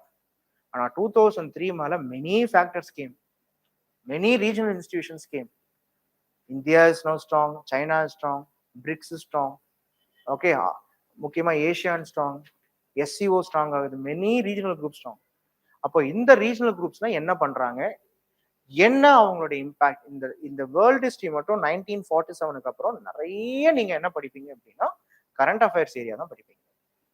உலகத்துல நடக்கிற ஒவ்வொரு issue பத்தி உங்களுக்கு ஓரளவுக்கு தெரிஞ்சிடும். இஸ்ரேல் பாலஸ்தீன் ப்ராப்ளம் என்ன, ஓகே, ஏன் எஜிப்த் வந்து பார்க்கும்பொழுது இஸ்ரேலை எதிர்க்கிறாங்க, இங்க கொரியால என்ன ப்ராப்ளம், நார்த் கொரியா சவுத் கொரியால இன்னமும் என்ன பிரச்சனை, தாய்வானுக்கு ஏன் யூஎஸ்ஏ சப்போர்ட் பண்றான், சவுத் கொரியாக்கு ஏன் யூஎஸ்ஏ சப்போர்ட் பண்றான், ஜப்பான் ஏன் 1947க்கு அப்புறமா பெரிய ஆர்மி அவங்க வச்சுக்கல, ஏன் ஜப்பானுக்கு இப்போ அமெரிக்கா மாரல் சப்போர்ட் பண்றான், பக்கத்திலே இருந்த நாடு சைனா, ஆனா சைனாவும் ஜப்பான் ஏன் சண்டை போட்டுக்கிறாங்க,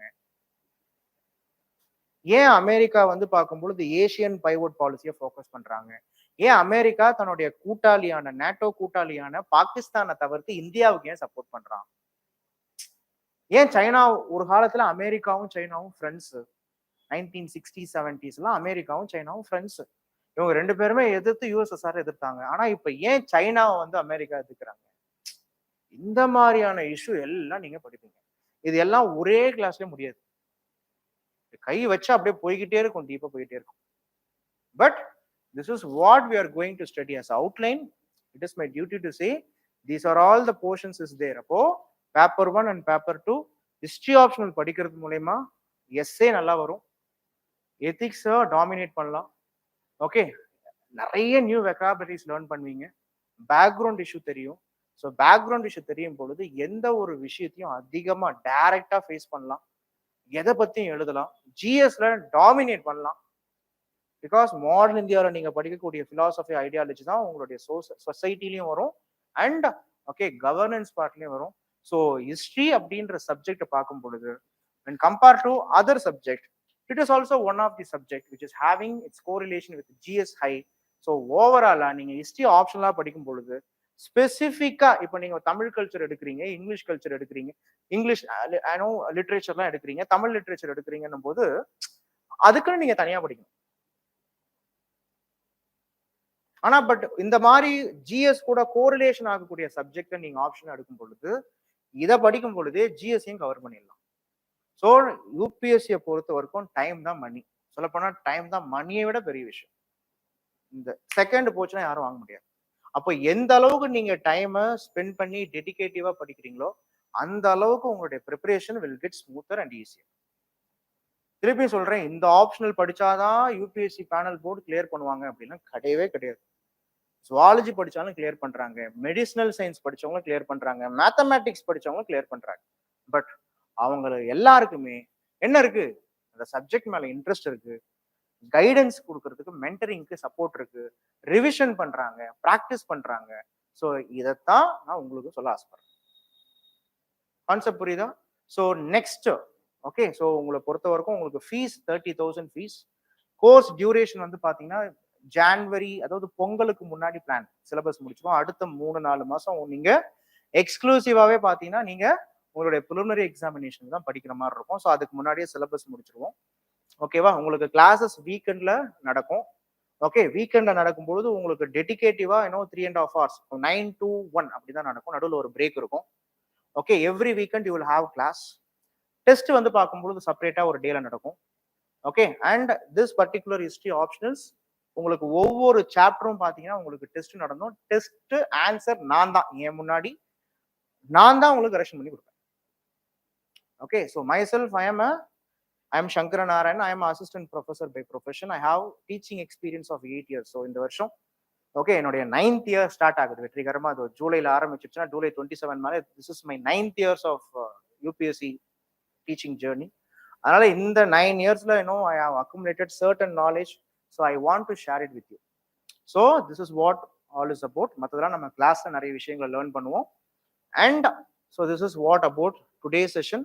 next week Sunday same time period we are entering in to the subject. Syllabus ஜெர்னியை நோக்கி போகிறோம். இன்னைக்கு நான் அவுட்லைன் தான் சொல்லியிருப்பேன். அடுத்த கிளாஸ் சிலபஸ்ல இருக்கக்கூடிய ஒரு விஷயத்தை எடுத்துக்கிட்டு ப்ரீவியஸ் இயர் கொஸ்டின் பேப்பர் எடுத்துக்கிட்டு இதை எப்படி படிக்கணும் அப்படின்றது சொல்லுவேன். It is also open to all. So உங்க ஃப்ரெண்ட்ஸ் கிட்டையும் சொல்லுங்க.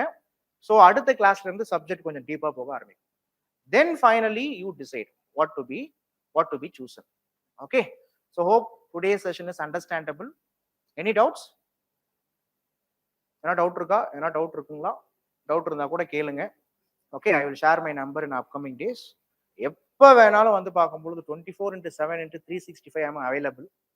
ஓகே, ஸோ அதனால ஆன்லைன் ஸ்டூடெண்ட்ஸ் இந்த தடவை என்ன பிளான் பண்ணியிருக்கோம் அப்படின்னா, இப்போ சர்டன் ஆன்லைன் ஸ்டூடெண்ட்ஸ்லாம் வந்து தமிழ்நாட்டில் நீங்கள் எந்த மாவட்டத்தில் இருந்தாலும் இப்போ எனக்கு வந்து ஒரு டைரக்டான ஒரு இன்புட் வேணும் சார். நீங்கள் சென்னைக்கு வரும்போது நம்ம பார்த்துப்போம். And our institution and myself plan to meet students in their places itself. ஏன்னா ஒர்க் போயிட்டு இருப்பாங்க.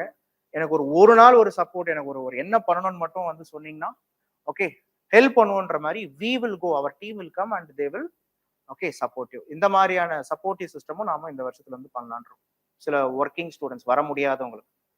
ஸோ அதனால this is what about today's class. So will see இந்த next class next Sunday same time period. அடுத்த கிளாஸ்ல இருந்தா real வரலாறு ஆரம்பிக்குது. இப்போ சும்மா ஒரு ட்ரெய்லர் தான்.